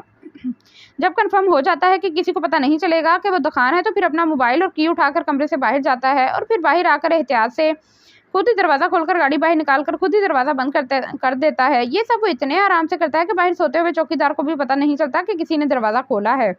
जबकि दखान उसे देखता नफ़ी में सर हिलाता, गाड़ी में बैठकर गाड़ी आगे भगा लेता है। कुछ भी था, चौकीदार का सोना उसके लिए फ़ायदेमंद हुआ था। सोहा कमरे में बैठ के मुझसे टेक लगाकर बैठी आज के बारे में सोच रही थी। इतना तो उसे पता चल गया था, सब मिलकर इन दोनों की दोबारा शादी करवाना चाहते हैं और अब वो चाहकर भी कुछ नहीं कर सकती थी, क्योंकि अब उसके घर वाले भी दखान के साथ थे। लेकिन उसे ये समझ नहीं आ रहा था कि अगर शादी करनी है तो फिर वो लोग रिश्ता लेकर क्यों आए। और सबसे ज़्यादा जो उसे हैरान कर रही थी वो ये थी कि सब उससे ऐसे मिल रहे थे जैसे पहली बार मिल रहे हों। उफ, सुबह अम्मी से ही पूछ लूंगी। वो सारी सोचों को झटक कर सोने के लिए लेट जाती है, मगर नींद तो उसे शायद अब कभी आए ही ना।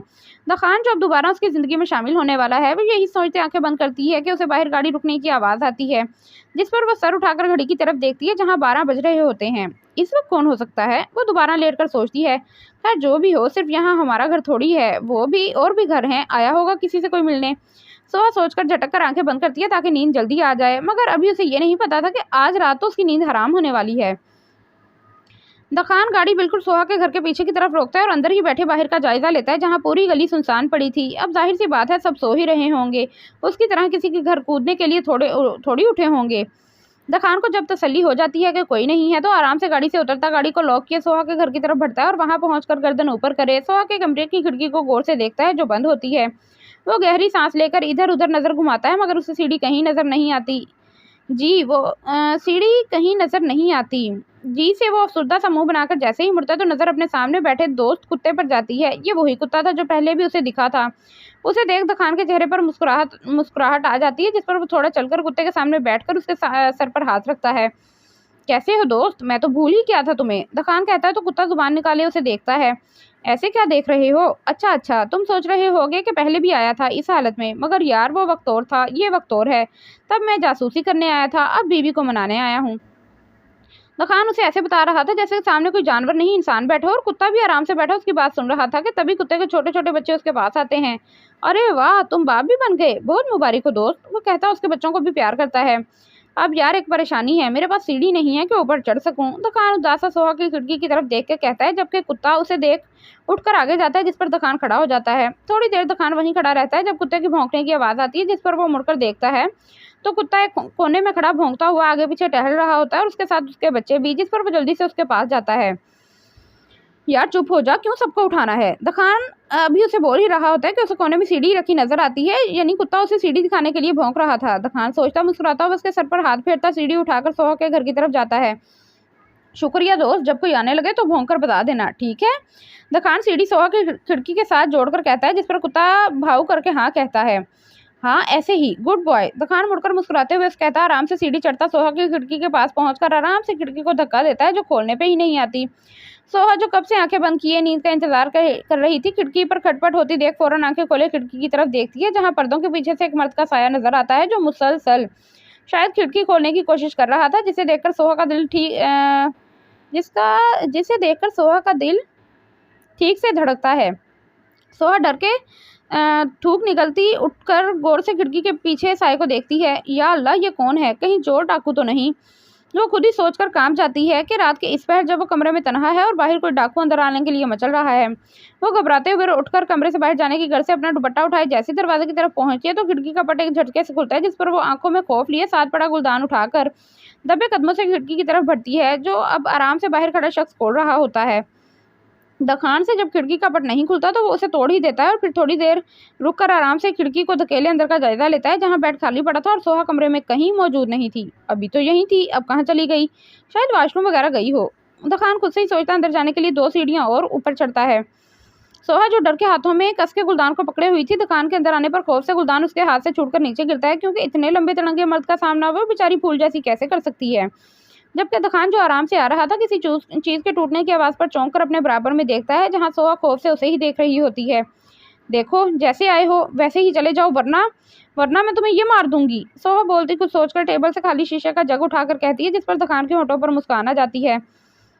दखान उसके डरने पर महसूस होता, पॉकेटों में हाथ डाले उसकी तरफ बढ़ता है, जिस पर सोहा डर के जग को और मजबूती से पकड़कर पीछे होती है। देखो, मैं सच में मार दूंगी, मैं झूठ नहीं कहती। सोहा उसको अपनी तरफ बढ़ते देखकर कहती है, जिस पर दखान उसके हाथ से जग छीनकर सोफे पर फेंकता है और सोहा उसके इस तरह करने से डर कर पहले अपने खाली हाथ और फिर उसे देखती है। वहीं रुक जाओ वरना मैं चीख कर सबको बुला लूंगी। सोहा कहती है तो दखान हाथ से दरवाजे की तरफ इशारा करता कंधे उचकाता है जैसे कह रहा हो शौक से चीखो। सोहा उसका इशारा समझ कर घबराती है, मतलब वो डरने वाला नहीं है। वो यही सोचती, एक नज़र उसे देखती फौरन दरवाजे की तरफ भागती है, जिसे देख दखान भी उसकी तरफ जाता है। जबकि सोहा दरवाजे के पास पहुंचकर उसे खोलने ही लगती है कि दखान फौरन उसका हाथ पकड़े बेड की तरफ ले जाता है। छोड़ो मेरा हाथ, छोड़ो। सोहा मुसलसल उसे अपना हाथ छुड़वाने की कोशिश करती है, जबकि दखान भी ठीक ही साबित हुआ था। यार मैं हूँ दखान, इतना भी क्या डरना। दखान उसे बेड के पास लाकर अपना मास्क उतार ही देता है, जबकि सोहा जो उसके यूं लाने पर रोने वाली थी अब सामने दखान को देखकर गुस्से में आ जाती है। आपकी हिम्मत कैसे हुई है यहाँ आने की, और क्यों? हिम्मत की बात मत करो तो बेहतर है, मैं वैसे ही बहुत टेंशन में हूँ, तो प्लीज़ गुस्सा करके मुझे और टेंशन ना डालो। दखान उस गुस्से में देखकर कहता है, आपको जो भी टेंशन हो आप अपने घर जाकर हल करें, यहाँ आकर आपकी टेंशन और बढ़ जाएगी। सोहा रूखेपन से कहती है, तुम अभी मेरे साथ चलो। तुम्हें पता भी है मेरे और तुम्हारे घर वाले मिलकर हमें अलग करना चाहते हैं, और तो और दादी ने मेरे लिए लड़की भी पसंद कर ली है। दखान कहता है तो सोहा उसे हैरानगी से देखती है कि ये बोल क्या रहा है, जबकि दादी तो उसे अपनी बहू बनाने का कह कर गई हैं। यकीनन इसकी कोई चाल होगी मुझे अपने साथ ले जाने की। सोहा उसे गुस्से से घूरते हुए सोचती है, अच्छा चलो ये तो अच्छी बात है ना कि हमारे घर वालों को ख्याल आ ही गया। सोहा देखो मैं नहीं रह सकता तुम्हारे बगैर, प्लीज़ मेरे साथ चलो, हम कहीं दूर चले जाएंगे। दखान सोहा की बात सुनकर उसका हाथ पकड़े मिन्नत करता है, जो सोहा फौरन ही छुड़वा लेती है। मैं आपके साथ कहीं नहीं जाऊंगी, और अच्छा है आपकी शादी हो जाए तो मेरी भी जान छूटेगी। सोहा बेजारी से कहती है, जिससे दखान को बहुत दुख होता है।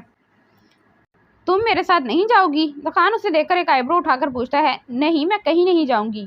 सोहा भी सीने पर हाथ बांधे अटल लहजे में कहती है, सोच लो, ये ना हो कि बाद में पछताना पड़े। हाँ सोच लिया, भले मुझे पछताना पड़े, तुम्हारी मर्जी। दखान सोहा की बात पर कंधे उचकाकर कहता सोहा के बेड पर बैठकर अपने शूज उतारता है, जिसे देख सोहा की आंखें हैरत से फैल जाती हैं। ये क्या कर रहे हैं आप? शूज क्यों उतार रहे हैं? सोहा शूज की तरफ इशारा करे कहती है, सुबह 4 बजे हम निकलेंगे, तो अभी मैं थोड़ा सो लूँ, आ जाओ तुम भी सो जाओ। दुकान कहता कंफर्टर को अपने ऊपर तान कर लेटता है, जबकि सोहा उसे गुस्से से देखती है, जो कोई ना कोई ऐसी हरकत कर ही जाता है जिससे उसका बीपी हाई हो। उठें अभी और इसी वक्त जाएं, वरना मैं भाई को बुला कर लाती हूँ। वो उसके ऊपर से कंफर्टर खींचकर कहती है, जिस पर दुकान दोबारा खींचकर अपने ऊपर तान लेती। हाँ जाओ बुला कर लाओ, मैं कौन सा तुमसे। वो बोलता हुआ शरारत से उसे देखता है। दखान मैं मजाक के मूड में बिल्कुल नहीं हूँ, प्लीज़ यहाँ से जाएं। सोहा सख्त लहजे में कहती है, मगर वो धमकी ही क्या जो दखान पर असर कर जाए। सोहा गुड नाइट, आ जाओ तुम भी सो जाओ, और ज़रा ये लाइट भी ऑफ कर देना, मुझे रोशनी में नींद नहीं आती। दखान आंखें बंद करता करवट लिए कहता है, जिस पर वो उसे भस्म कर देने वाली नज़रों से देखकर कमरे की सारी लाइट्स ऑन कर देती है। अब सो जाएं आराम से। सोहा चिढ़कर कहती है तो दुकान के होठों पर मीठी सी मुस्कान आ जाती है, मगर आंखें वैसी ही बंद थी। सोहा उसे अभी आंखें बंद करे हुए लेटा देखकर उसके पास आकर कंफर्टर को एक झटके से उसके ऊपर से खींचकर नीचे फेंकती है, जिस पर दुकान फौरन चौंक कर उठता है। सोहा तुम कैसी बीवी हो, शोहर को सोने नहीं देती। इधर दो, मुझे नींद आ रही है, वैसे भी मुझे बुखार हो रहा है। दुकान चेहरे पर मासूमियत सजाए कहता है, मैं नहीं दूंगी, आप अभी के अभी यहाँ से जाएं और अपने घर जाकर अपने नरम से बिस्तर पर सोएं। सोहा कंफर्टर को हाथ में लेकर दूसरी तरफ फेंककर जिद्दी लहजे में कहती है, जिस पर दखान गौर से उसे देखता है और सोहा उसके ऐसे देखने पर नजरों का रुख फेर लेती है।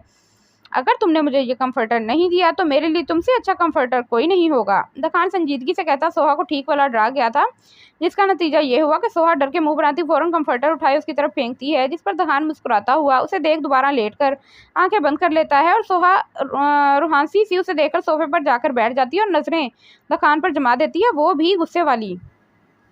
न जाने कब उसकी भी आंख लग जाती है, मगर फिर एकदम से ही आंख खोलती है तो पहली नजर ही इस दुश्मन ने जाना पर जाती है, जो आराम से सोहा की तरफ करवट लिए ख्वाबे खरगोश के मजे ले रहा था, और उसे देखकर बेजारी से घड़ी की तरफ देखती है, जहां घड़ी रात के 4 बजा रही थी। वो टाइम देखे जल्दी से उठकर दखान के पास आती है। दखान प्लीज चले जाएं। वो मिन्नत वाले लहजे में उसे उठाती है, मगर दखान तो शायद नहीं यकीनन सो चुका था, जबकि सोहा उसे वैसे ही लेटा देख माथे पर बल डाले झुककर उसे देखती है। दखान, वो हल्की सी आवाज़ से उसे पुकारती है, मगर दखान तो वाकई में सो रहा था, जिससे देख वो गौर से उसे देखती है, जिसके बाल बेतरतीब से माथे पर बिखरे पड़े थे, जबकि हल्की हल्की शेव उसकी गोरी रंगत पर इंतहा की हसीन लग रही थी, जो सोते हुए इतना मासूम सा लग रहा था कि सोहा का दिल चाह रहा था काश वो ऐसे सोता रहे और वो बस उसे देखती रहे। उसने कहा, कभी उसे सोता हुआ या फिर इतना गौर से देखा था जैसे आज देख रही थी। वो एक हसीन मर्द था, एक मुकम्मल हुस्न रखने वाला, जिसे अगर कोई देखे तो दूसरी नज़र ज़रूर देखने के लिए मुड़ता था। सोहा यही सोचते हुए बेड के पास बैठकर मुस्कुराते हुए उसे देखती है। उसने आज पहली बार उसे यूं सोता हुआ देखा था, जो जागने से ज़्यादा प्यारा लग रहा था।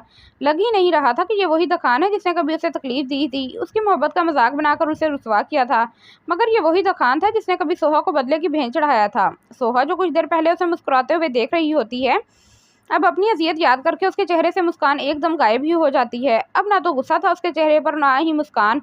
बस अब वो गहरी सांस लेकर उसके पास से उठने ही लगती है कि दखान फौरन उसका हाथ पकड़ लेता है, जिस पर वो मुड़कर अपना हाथ और फिर सोते हुए दखान को देखती है। ऐसे ही बैठकर मुझे देखती रहो, सुकून मिलता है तुम्हारी आंखों की तपिश को अपने चेहरे पर महसूस करके। दखान आंखें बंद करे ही कहता है तो सोहा हैरान से उसे देखती है। मतलब वो जब से उठा हुआ था वो उसे सोता हुआ समझकर देखती रही। सोहा यही सोचकर शर्मिंदगी से एक झटके से अपना हाथ उसे छुड़वाती है, जिस पर दखान फौरन आंखें खोलता है। जब उठे हुए थे तो सोने का नाटक क्यों कर रहे थे, वो उसे देखकर पूछती है, जिस पर वो मुस्कुरा देता है। मुझे खुद नहीं पता मैं कब सो गया, जबकि मेरा सोने का बिल्कुल ही इरादा नहीं था। अभी जब तुमने प्यार से दखान कहा था ना, तभी मेरी नींद उड़ी थी, वो कहता है तो सोहा खामोशी से उसे देखती है। क्या सोच रही थी मुझे देखकर? यही ना कि काश तुमसे तुम्हारी तरह मोहब्बत करता, काश कभी तुम्हारी मोहब्बत को समझ सकता। दखान कहता उठकर बैठता है। उसने एक हद तक ठीक अंदाजा लगाया था, जिस पर सोहा खामोश हो जाती है। इधर बैठो, वो उसका हाथ पकड़कर अपने सामने बिठाता है, जिस पर सोहा खामोशी से बैठती है। सोहा मैं गलत था, मुझे पता है मैंने तुम्हें कितना दुख दिया, तुम्हें बहुत तकलीफ भी हुई, लेकिन अब मैं शर्मिंदा हूँ, मुझे माफ़ कर दो।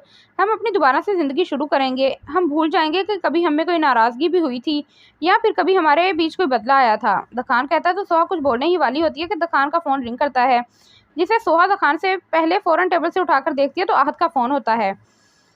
सोहा इधर दो। दखान उठकर उसके आगे अपना हाथ करता है, जिस पर सोहा मोबाइल को यस करके कान से लगाती है। हेलो। दखान कहाँ मरा हुआ है? दादी इंतहा के गुस्से में बैठी है। अगर अपनी खैर है तो चुप करके नीचे आ जा। मैं सोहा के घर के बाहर खड़ा हूँ, मुझे पता है तू सोहा के पास है। आहत कहता है तो सोहा हैरान से दखान को देखकर खिड़की की तरफ जाकर खिड़की खोले नीचे देखती है, जहाँ आहत नाइट सूट में खड़ा ऊपर ही देख रहा होता है। जबकि दखान सोहा को खिड़की पर खड़ा देखकर फौरन उसके पास जाकर देखता है तो नजरें नीचे खड़े आहत पर जाती हैं। खुदा का वास्ता है दखान को यहाँ से लेकर जाएं। सोहा दखान को देखकर फ़ोन कान से लगाया आहत को कहती है, हाँ उसे लेने ही आया हूँ, मुझे पता था ये कहाँ जा सकता है, इसे फ़ोन दो। आहत कहता है तो सोहा फ़ोन दखान की तरफ बढ़ाती है, जिससे दखान घूरता हुआ उसके हाथ से मोबाइल लेता है। क्या है, क्यों आया है यहाँ? दखान शर्म कर ले, रात के इस वक्त तू चोरों की तरह किसी के घर कूदता है, जल्दी से नीचे आ, दादी बहुत गुस्से में है और ताया अबू तो आज डंडा लेकर बैठे हैं। आहत उसे डराते हुए कहता है तो दखान बुरा सा मुंह बनाकर सोहा की तरफ देखता है, जो नीचे सीढ़ी की तरफ देख रही होती है। यकीनन वो यही सोच रही थी कि दखान आया कैसे होगा। अच्छा आता हूँ, तू जा। नहीं अभी आ, आहत भी जिद का अपना पक्का था। अच्छा। दखान गुस्से से कहकर कॉल काटकर अंदर आकर बेड पर बैठा अपने शूज़ पहनता है, जबकि माथे पर बल उसके गुस्से में होने की निशानदेही कर रहे थे। तुम्हें मैं कभी नहीं छोड़ूंगा, ये बात अपने छोटे से दिमाग में बिठा लेना। दखान जाते हुए सोहा को उंगली दिखाकर कहता खिड़की से बाहर चला जाता है, जबकि सोहा उसे गुस्से से घूरकर खिड़की के पास आती है। अब दोबारा मत आइएगा इधर, सोहा दखान को उतरता देखकर कहती है, जिस पर दखान ऊपर मुंह किए उसे देखकर हंस लेता है, जो खिड़की से झांक के उसे ही देख रही होती है। रुपंजल तुम्हारे बाल लंबे नहीं तो क्या हुआ, हम भी तुम्हारे दीवाने हैं, सीढ़ी चढ़कर आ जाएंगे तुम्हारी खिड़की से। दखान उसे देखकर कहता है, जो वाकई रुपंजल की तरह खिड़की से झांककर उसे गुस्से से देख रही होती है, जबकि रुपंजल तो हंसती मुस्कुराती थी। ये शायद रुपंजल का कोई दूसरा वर्जन होगा, जो उसे देखता सोचता खुद ही अपनी सोच पर हंस देता है, जबकि ऊपर खड़ी सोहा उसके हंसने पर अच्छी खासी गुस्से में आ जाती है। दखान आजा यार, आहत उसे वहीं खड़ा देखकर कहता है, जिस पर दखान बेजारी से मुंह बनाता सीढ़ियां उतरता नीचे पहुंच ही जाता है और फिर नजर उठाकर अपनी रुपंजल को मुस्कुराकर देखता है, जो उसे ही देखकर खिड़की जोर से बंद कर देती है, जिस पर दखान बुरा सा मुंह बनाकर आहत को देखता है। हो गई इज्जत, यहाँ और करवानी है? अगर और इज्जत करवानी है तो आओ, तुम्हें दरवाजे से लेकर जाता हूँ, उसके बाप भाई बहुत अच्छी इज्जत करेंगे। आहत के तंज को वो किसी खाते में ना लाते हुए अपनी गाड़ी की तरफ बढ़ता है। वैसे तुम्हें कैसे पता चला कि मैं यहाँ हूँ? दखान गाड़ी का दरवाजा खोले पूछता है। दादी तहज्जुद पढ़ने के लिए उठी थी कि देखा तुम्हारी गाड़ी गायब है, बस फिर क्या था, तुम्हारे कमरे में देखा, तुम वहां पर भी नहीं थे। तभी दादी ने सबको आवाज़ लगाकर उठा दिया कि दखान पता नहीं कहाँ गया है, और तूने कहा होगा सोहा के घर, है ना? दखान उसकी बात काटकर दांत पीसकर पूछता है, जिस पर आहत गाड़ी का दरवाजा खोले बैठकर गाड़ी को उसके सामने लगाता है। हाँ मैंने कहा था, कर ले जो करना है, आहत कहता ही मुस्कुराता हुआ गाड़ी आगे बढ़ा देता है और दखान गुस्से से जल्दी गाड़ी में बैठकर गाड़ी उसके पीछे लेता है। दखान कहाँ है? अनवर जो टेंशन से टहल रहे होते हैं आहत को अकेले आते देखकर पूछते हैं। मेरे पीछे आ रहा है, आहत पीछे देखकर कहता है, जहाँ से दखान सबको मासूम सी शक्ल बनाता देखकर आता है। कहाँ गया था? दादी गुस्से से उसे देखकर पूछती हैं। दादी वो एक दोस्त की तबीयत खराब हो गई थी, वहाँ गया था उससे मिलने, वो सर झुकाकर कहता है। दोस्त ने जलील तो नहीं किया? अनवर उसे देखकर पूछते हैं, जिसका मतलब समझकर वो सर उठाकर उन्हें देखकर माथे पर बल ले आता है। हाँ गया था सोहा के पास उसे लेने, जब मेरी शादी हुई है तो आप लोग क्यों मेरी दोबारा शादी करवा रहे हैं? मैं कह रहा हूँ मुझे नहीं करनी शादी, मैं बस सोहा का हूँ और किसी लड़की के बारे में तो सोच भी नहीं सकता। दखान इतने गुस्से से कहता है कि सभी चुप हो जाते हैं। आहत इसे लड़की की तस्वीर दिखा। दादी भी अब ड्रामा करते हुए तंग आ गई थी, तभी कहती हैं तो आहत उसी का मोबाइल लेता है। मुझे नहीं देखनी तस्वीर, और मेरा मोबाइल क्यों लिया है, इधर दो। खान अहद से मोबाइल लेने के लिए हाथ आगे करता है कि अहद मोबाइल वाला हाथ ऊपर करे। जल्दी से गैलरी खोलकर उसमें सोहा की तस्वीर ढूंढकर उसके सामने मोबाइल करता है। ये देख, ये है वो लड़की जिससे तेरी शादी होगी। अहद दिखाता है तो खान के माथे पर पड़े बाल एकदम ही सेट हो जाते हैं और वो मोबाइल हाथ में लिए गौर से सोहा की तस्वीर देखता है। ये सोहा है, मेरी बीवी। वो तस्वीर को देखकर अहद को याद करवाता है। हाँ, तेरी बीवी से ही तेरी शादी करवा रहे हैं, अहद उबासी लेते हुए कहता है, जबकि खान हैरान सा कभी मोबाइल में सोहा को तो कभी दादी और अनवर को देखता है। मतलब ये क्या है, मुझे समझ नहीं आ रहा। खान को बिल्कुल समझ नहीं आता कि हो क्या रहा है। सोहा से उसकी शादी, जबकि दादी उसकी बात सुनकर खड़ी हो जाती हैं। अहद इसे बता क्या है, जब तक मैं जा रही हूँ सोने। चल ज़हरा, उठ कमरे में जाकर सो, दादी कहती है। ज़हरा को हिलाती हैं, जो मुंह खोले थोड़ी पर हाथ रखे सोफे से टेक लगाकर सो रही थी, मगर दादी की आवाज़ पर फौरन उठकर अपने कमरे की तरफ जाती है। खान सुबह बताऊंगा, अभी नींद आ रही है, अहद बेचारगी से कहता। जाने ही लगता है कि खान उसका बाजू पकड़े लॉन में जाता है, जहाँ बाकी सब नींद से बोझल आंखें लिए अपने कमरे में जाते हैं। हालिम तिरछी नजरों से अहद को देखता है, जो थूक निकलकर उसे ही देख रहा था। खान गया। वो अपनी गर्दन की तरफ हाथ का चाकू बनाकर कहता मुड़ता है तो अनवर आंखों में गुस्सा लिए उन्हें ही देख रहे होते हैं। उनके चेहरे से लग रहा था उन्होंने सब सुन लिया है। वो ताया अबू, सोहा अभी कहाँ है, अनवर गुस्से से पूछते हैं, जिससे सारे डर कर आंखें बंद कर लेते हैं। दखान के पास, हालिम ही बोल देता है। और दखान कहाँ है, फैज़ के घर। अहद कहता है तो अनवर कुछ देर खामोशी से उसे देखते हैं और फिर वहीं सोफे पर बैठकर उन्हें भी बैठने का इशारा करते हैं, जिस पर वो सब डरते डरते बैठ जाते हैं। मैं सोच रहा था कब तक ये चलता रहेगा, क्यों ना दोनों की दोबारा शादी करवा दी जाए। अनवर की बात पर वो सब जो डर रहे थे उनकी बात पर फौरन एक दूसरे की तरफ देखते हैं। मतलब ये कि तुम्हारी बातें सुनकर मुझे अपने बेटे पर तरस आ रहा है। मैं चाहता हूँ अब बहुत सजा हो गई उसकी, अब सोहा को माफ़ कर देना चाहिए। अनवर की बात पर जहाँ सारे खुश हो जाते हैं वहीं हैरान भी होते हैं। लेकिन अंकल ये होगा कैसे? मैं कल हवेली जाऊंगा अम्मा से बात करने, उनसे भी बात करूंगा और गफ़ार साहब से भी, अनवर कुछ सोचकर कहते हैं। लेकिन ताया अब्बू आप क्या करेंगे? ज़हरा बेसब्री से पूछती है, जो बताने का नाम ही नहीं ले रहे होते। हम सोहा और दुकान को अलग करेंगे, मतलब दुकान को हम अपने साथ यहाँ ले आएंगे और सोहा को गफ़ार साहब लेकर जाएंगे। फिर हम सोहा का रिश्ता लेकर जाएंगे और इस तरह रिश्ता तय पाते ही हम इनकी धूमधाम से शादी करेंगे। मुझे यकीन है सोहा ऐसे राज़ी हो जाएगी। अगर नहीं होगी तो मैं उससे बात करूंगा। मुझे यकीन है वो बच्ची मेरी बात कभी नहीं टालेगी। ऐसा करने से शायद वो अपनी पुरानी ज़िंदगी को भूल जाए और नई ज़िंदगी की शुरुआत करे। अनवर सारी बात समझाकर कहते हैं तो सबको बात समझ आती है, जिस पर वो सारे खुशी से मुस्कुरा देते हैं। ये आइडिया बहुत अच्छा है ताया अब्बू, अहद कहता है तो मुस्कुराते हुए इस बात में सर हिलाते हैं। फिर हम लोग पहले हवेली गए, वहाँ से सारा टब्बर ही साथ आ गया और फिर हमने गफ़ार अंकल से बात की, जिस पर वो भी राज़ी हो गए और फिर अगली सुबह हमने तुम्हारे घर धमाका कर दिया। अहद सारी बात बताकर एंड में अपनी आने वाली उबासी को रोक के मुस्कुराता है। तुम लोग कितने अच्छे हो ना, कितना ख्याल है तुम्हें मेरा। मकान मुस्कुराते हुए कहता है। उसे वाकई बहुत खुशी हुई थी कि सब उसकी कितनी फिक्र है। हाँ हम तो हैं, मगर तू बिल्कुल अच्छा नहीं है। देख मैं नींद से निढाल हो रहा हूँ और तू है कि जाने ही नहीं देता। तुझे पता है सुबह कितना काम है, शादी शुरू होने वाली है, तैयारी भी करनी है। अच्छा जा, मैं भी जाकर सोता हूँ। दुकान की बस कहने की देर थी, अहद फौरन से पहले उठकर अंदर जाता है, जबकि दुकान मुस्कुराता हुआ आंखें बंद कर सोहा के बारे में सोचता है। रुपंजल, वो कुछ देर पहले सोहा के गुस्से को सोचकर कहता अंदर की तरफ बढ़ता है। आज उसे सुकून की नींद आने वाली थी, मगर फायदा, अब तो हल्की हल्की रोशनी आसमान पर फैल रही थी, जिसे देख वो सोने का इरादा तर्क करके जॉगिंग के लिए अपने कमरे में जाकर ट्रैक सूट पहनकर बाहर जाता है। सोहा जल्दी से उठ जाओ, देखो क्या टाइम हो रहा है, तुम्हारे ससुराल वाले भी आते ही होंगे। आसिया सोहा के कमरे में आकर कहती है, जो कंफर्टर में मुंह दिया आराम से नींद की वादियों में घूम रही थी। सोहा उठो। आसिया उसे ना उठता देखकर उसके मुंह से कंफर्टर हटाकर थोड़े सख्त लहजे में कहती हैं, जिस पर सोहा थोड़ी आंखें खोले उन्हें देखकर दोबारा आंखें मूंद लेती है। अच्छा उठती हूँ, वो करवट लिए नींद में डूबी आवाज़ में कहती है। सोहा उठ जाओ, टाइम, आंटी तखान के घर वाले आ गए हैं, सोहा को जल्दी भेज दें। आसिया अभी उसे उठा ही रही होती है कि कश्यप कमरे में आकर कहती हैं, जिस पर सोहा कश्यप की बात सुनकर फौरन उठती है। क्या मतलब, वो क्यों आए हैं? अरे शॉपिंग करवाने जाना है ना तुम्हें, तभी आए हैं, अब शादी में दिन ही कितने रह गए हैं। आसिया कहती बाहर चली जाती है और सोहा कश्यप को देखती है। चलो जल्दी से रेडी होकर आ जाओ, किसी को इंतजार करवाना अच्छा नहीं है। कश्यप मुस्कुराती हुई कहती कमरे से जाती है और सोहा ना चाहते हुए भी तैयार होने की गर्ज से अपनी प्यारी नींद को अलविदा कहती उठ खड़ी होती है। चलो ये अच्छा हुआ कि सब चीज़ें सोहा की पसंद की मिल गई, वरना अगर हम कोई अपनी पसंद की ले लेते और सोहा को पसंद नहीं आती तो कितना गलत हो जाता ना। वो सब शॉपिंग करके अब पास ही रेस्टोरेंट में लंच करने की घर से आए थे कि तभी फ़ायज़ा सोहा को कहती हैं, नहीं आंटी ऐसी बात नहीं है, आप भी अगर मेरी शॉपिंग कर लेती तो मुझे वो भी पसंद आ जाती। सोहा उनकी बात पर मुस्कुराते हुए कहती है, वैसे भाभी के वलीमे वाली ड्रेस ज़्यादा प्यारी है ना। एनी टेबल पर हाथ रखे चमकती आंखों से कहती है, ड्रेस तो सभी अच्छी हैं और माशाल्लाह से सोहा पहनेगी तो जचेगी इस पर। रुखसाना अपनी बहू को आंखों में प्यार लिए देखकर कहती हैं, जिस पर वो भी मुस्कुरा देती है। चलो जी चली गई। ज़हरा एक चिप्स उठाकर मुंह में रखते हुए मोबाइल देखकर कहती है, जिस पर सब सवालिया नजरों से उसे देखते हैं। क्या ऐसे क्या देख रहे हैं आप लोग? वो सबको अपनी तरफ तकता देखकर कहती है, क्या चली गई? जोहा उसे गौर से देख के पूछती है। वो दखान भाई ने कहा था कि सोहा जो भी चीज़ ले मुझे लाजमी तस्वीर खींच कर भेजना, इसीलिए मैंने हर ड्रेस, सैंडल, ज्वेलरी और यहाँ तक कि मेकअप की भी तस्वीर उन्हें सेंड कर दी। ये देखिए उनका मैसेज भी आ गया, माशाल्लाह। वो कहती मोबाइल सबके सामने करती है, जिस पर सोहा बेचारी शर्मिंदा ही हो जाती है दखान की हरकत पर। दिखाओ ज़रा, एक और मैसेज आया है। सोहा उसके हाथ से मोबाइल लेकर देखती है और फिर दखान के मैसेज पर मुस्कुरा कर शौक नज़रों से सोहा को देखती है। इन कपड़ों की कीमत तो मेरी बीवी के पहनने से अदा होगी। जोहा मैसेज पढ़ती है तो सोहा शर्मिंदा सा मुस्कुरा देती है। अब वो क्या बोलती दखान की छिछोरी हरकत पर। सोहा, दखान इतना बुरा नहीं है जितना वो लगता है, वो दिल का बहुत अच्छा है, बस अपनी बहन की वजह से वो ऐसा हो गया था, मगर अब उसे एहसास हो गया है कि वो गलत है, अगर हो सके तो उसे माफ़ कर देना। रुखसाना सोहा के कंधे पर हाथ रख के प्यार से कहती हैं, जिस पर वो हल्की सी मुस्कुराहट के साथ उस बात में सर हिला देती है। वो तो माँ है, वो तो करेंगी अपनी बेटे की तारीफ। सोहा को उनकी बात सुनकर यही ख्याल आया था। हाँ सोहा, दखान तुमसे बहुत मोहब्बत करता है, हमने उसकी मोहब्बत देखी जब तुम बीमार थी, वो बहुत मोहब्बत करता है तुमसे, प्लीज़ सब भूलकर उसके साथ एक नई ज़िंदगी शुरू कर लो। जोहा भी उसका हाथ पकड़कर उम्मीद भरी नज़रों से उसे देखती है। सिर्फ जोहा ही नहीं, सभी, जहरा, एनी, आमना, रुखसाना और फायजा भी उसे उम्मीद भरी नज़रों से देख रही थी, जिस पर वो सब पर एक नज़र मारे मुस्कुरा देती है।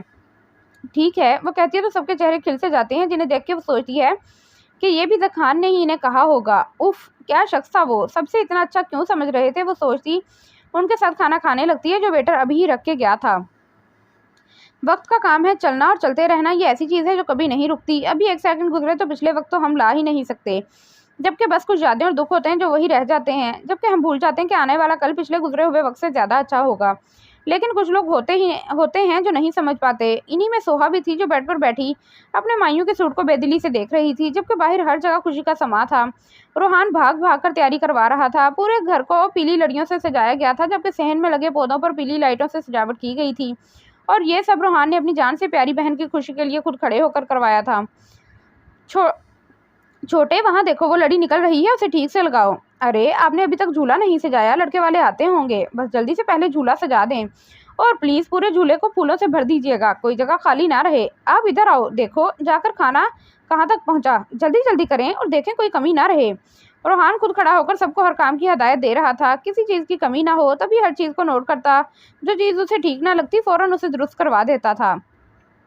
रोहान, पहले कुछ खा लें, सुबह से भूखे लगे हुए हैं, देखें शाम भी हो गई है, मेहमान भी आते होंगे। कश्यप उसके पास आकर कहती है, कश्यप बस ये थोड़ा सा रह गया है, फिर आता हूँ। वो मसरूफ सा कहता है तो कश्यप ज़बरदस्ती उसका हाथ पकड़ लेती है। नहीं, अभी चले मेरे साथ, सुबह से भूखे हैं, कुछ खाया ही नहीं। वो भी उसका हाथ डाइनिंग टेबल पर लाकर ही छोड़ती है। तुमने खाना खाया? रोहान चावल का चम्मच मुंह में रखने से पहले पूछता है। जी मैंने खा लिया था सोहा के साथ, वो खा नहीं रही थी तभी उसके साथ बैठकर खाना पड़ा। अच्छा आप खाना खाकर जल्दी से तैयार हो जाना, जब तक मैं बच्चों को भी तैयार करके खुद भी तैयार हो जाऊं। कश्यप कहती उसके पास से खड़ी होती ही है कि रोहान उसका हाथ पकड़ता दोबारा अपने पास बिठाता है, तो कश्यप उसे नासमझी से देखती है। शुक्रिया कश्यप, मेरे घर वालों को अपना समझने के लिए। रोहान की बात पर वो मुस्कुरा देती है। रोहान, मेरी तो कोई फैमिली ही नहीं है, अब जब मुझे अंकल आंटी की सूरत में माँ बाप और सोहा सैफ की सूरत में बहन भाई मिले हैं तो मैं बहुत खुश हूँ। दिन रात अपने रब का शुक्र अदा करती हूँ कि उसने इतना अच्छा ससुराल और मोहब्बत करने वाला शोहर दिया, और सबसे बड़ी बात, 2 छोटे प्यारे से फूल भी दिए। वो मुस्कुराती हुई कहती सफ़ा और अहमद को देखती है, जो खुशी से इधर उधर घूम रहे थे।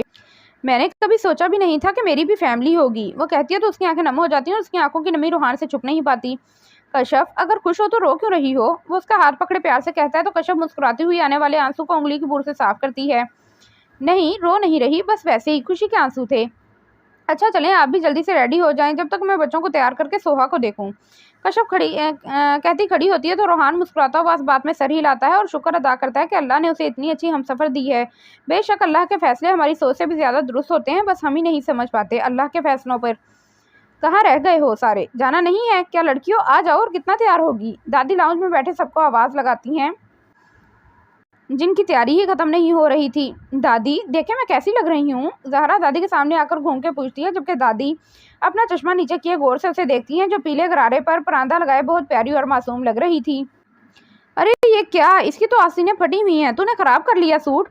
दादी थोड़ी पर हाथ रख के कहती हैं, तो पीछे से आता अदनान एकदम ही कहकहा लगाता है, जिस पर जहरा मुंह फुलाकर दादी को देखती है। दादी ये फटी हुई नहीं है, ये आजकल का फैशन है। वैसे दादी ने कुछ गलत भी नहीं कहा। दादी आकर उसके बराबर में खड़ा हुए शरारत से कहता है, तो जहरा अपना सैंडल वाला पाँव जोर से उसके पाँव पर मारती बाहर जाती है, जबकि अदनान तकलीफ के मारे अपना पाँव पकड़ लेता है। दादी देखें इसने कितनी जोर से मारा है, मैं नहीं छोड़ूंगा इसे। अदनान दादी से कहता फौरन उसके पीछे जाता है और दादी बस नफ़ी में सर हिलाती ही रह जाती हैं। अम्मा चले ना देर हो जाए। अम्मा चलें देर ना हो जाए। अनवर अपने कमरे से आते हैं तो बाकी सभी बारी बारी अपने कमरे से निकलते दादी के पास आ खड़े होते हैं। मैं तो कब से इधर बैठी तुम लोगों का इंतजार कर रही हूँ और एक तुम लोग हो आकर मुझे ही कह रहे हो जल्दी चलने का। दादी उनकी बात पर मुंह बनाती खड़ी होती है और सब मुस्कुराते हुए बाहर की तरफ जाते हैं कि तभी खान अपने कमरे से भागता हुआ उन्हें आवाज देता है, जिस पर सब रुककर उसे देखते हैं। वो तो भूल ही गए थे उसे, जो सफेद शलवार कमीज पर क्रीम कलर की शाल पहने मुस्कुराता हुआ सीढ़ियां उतरता उनके सामने आ खड़ा होता है। अच्छा हुआ तुम वक्त पर आ गए, वरना हम तो तुम्हें छोड़कर ही जाने वाले थे। हालिम उसे देखता हंसता है। हाँ तो चले जाते, मैं अपनी गाड़ी पर आ जाता। खान जैसे उसका मजाक बनाता है। तुम्हारी गाड़ी मेहमानों के लिए रखी है, वो जाएंगे इस पर। अहद उसके साथ चलता हुआ कहता है तो वो फौरन वहां देखता है जहां उसकी गाड़ी खड़ी थी, जिस पर अब उसके रिश्तेदार बैठ रहे थे। यार इनको कहना बारात वाले दिन अपनी अपनी गाड़ी पर जाएं, दूल्हे की गाड़ी पर नजर दूल्हा बिल्कुल बर्दाश्त नहीं करेगा। खान माथे पर बल डाले कहता है तो अहद हंसता इस बात में सर हिलाता है। ये वाला मैं पकड़ूंगी क्योंकि मैं सबसे छोटी हूँ। खान भाई मैं आपकी बहन हूँ ना। जहरा जो कब से खड़ी एनी जोहर जमीन से लड़ रही थी, खान के करीब आने पर पूछती है तुम सब मेरी बहन हो, मगर तुम लड़ किस बात पर रही हो। खान ये छोटी है तो ये बड़े वाली मेहंदी की थाल मैं पकड़ूंगी क्योंकि इसे मैंने सजाया है।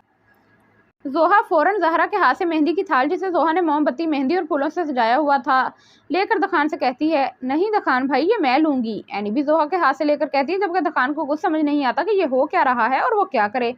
छोड़ो तुम तीनों, ये मैं लूंगी। क्यों दखान ठीक है ना। जमीन जो कब से चुप खड़ी थी एनी के हाथ से थाल लेती है और बस फिर शुरू छीनम छानी, जबकि दखान हालिम और आहत बस मुंह खोले हैरत से उन्हें देखते हैं, जो एक थाल के लिए लड़ रही थी, मगर लड़के क्या जाने इसकी कदर। खामोश। अहद उनकी लड़ाई से तंग आकर फौरन उनके बीच खड़ा होता कहता है तो सारे ही खामोश हो जाते हैं। इधर दो, मैं पकड़ूंगा इसे। अब चलो। अहद जमीश के हाथ से थाल लेकर आगे बढ़ता है, जिस पर हालिम और दखान अपनी उमड़ने वाली हंसी को दबाकर गाड़ी में बैठते हैं, जबकि चारों लड़कियां मुंह बनाती गाड़ी में बैठती हैं। माशाल्लाह माशाल्लाह कितनी प्यारी लग रही हो सोहा, बिल्कुल किसी डॉल के जैसी। कश्यप जब कमरे में आती है तो सोहा को आईने के सामने बैठा देखकर मुस्कुराते हुए उसके पास आती है, जो पता नहीं किन ख्यालों में गुम अपने हाथों में बेदिली से कजरे चढ़ा रही थी। लेकिन कश्यप की आवाज़ पर आईने में सर उठाकर उसे देखती मुस्कुरा देती है। शुक्रिया भाभी, तुम्हारे ससुराल वाले और तुम्हारे वो आ गए हैं, कह रहे हैं जल्दी से हमारी सोहा को ले आओ, हमसे अब इंतजार नहीं होता। कश्यप उसे पीछे से हक करे प्यार से कहती है मामा बाबा कह रहे हैं पुप्पो को ले आए जल्दी से। सफा अपना छोटा सा दुपट्टा संभाले कमरे में आती हुई कहती है, जिसे देखकर कश्यप और सोहा उसे देखकर हंस देती हैं। अच्छा बड़ी अम्मा, लेकिन पहले अपना दुपट्टा तो संभाल लें। सोहा उठकर उसके पास बैठकर उसका दुपट्टा कमर के साथ खूबसूरत तरीके से बांध देती है। Thank you पुप्पो। सफा मुस्कुराकर कहती बाहर भाग जाती है, जबकि कश्यप सोहा का घूंघट डाले कुछ लड़कियों के हमरा उसके ऊपर लाल दुपट्टा करे कमरे से बाहर ले जाती है, जहाँ दुकान बैठा बेसब्री से सोहा का इंतजार कर रहा था।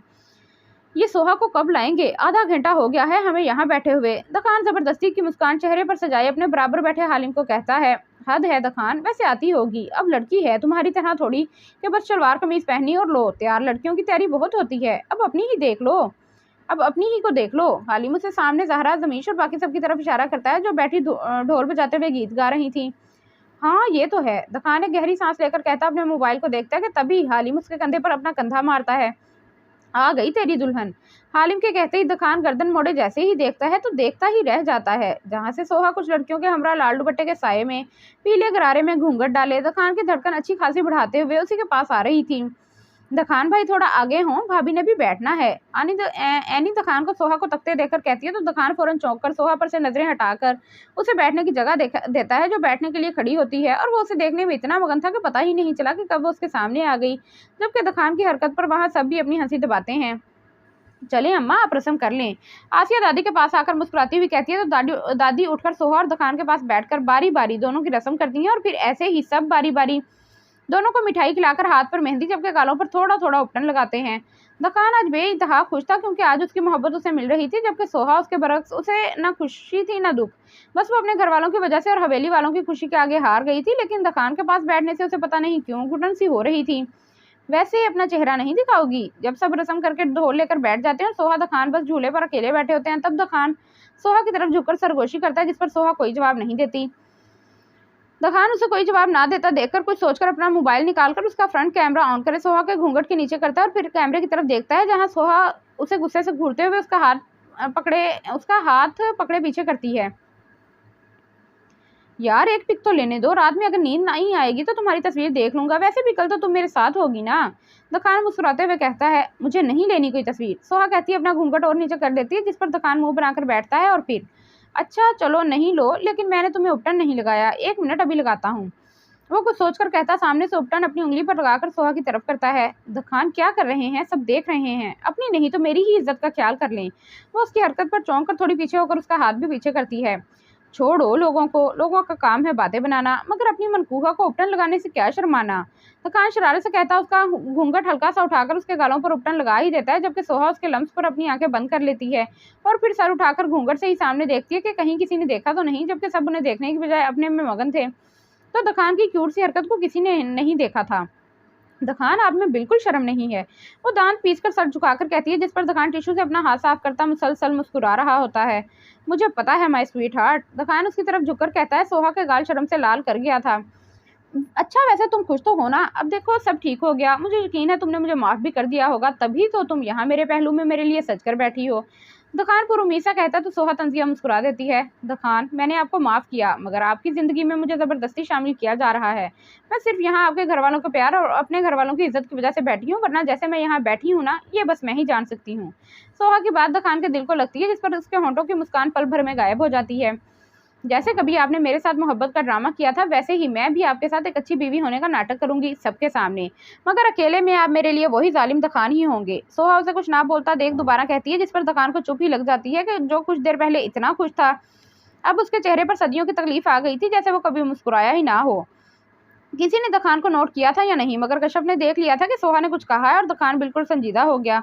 ठीक है, पहले मैं जालिम हमसफर था, अब तुम बन जाना, दखान कहता है तो उसके चेहरे पर जख्मी सी मुस्कुराहट होती है, जैसे उसके अंदर बहुत कुछ टूट गया हो, मगर फिर भी वो दुनिया वालों के लिए मुस्कुरा रहा हो। हाँ टूट तो गया था उसका दिल, तोड़ तो दिया था उसका दिल सोहा ने।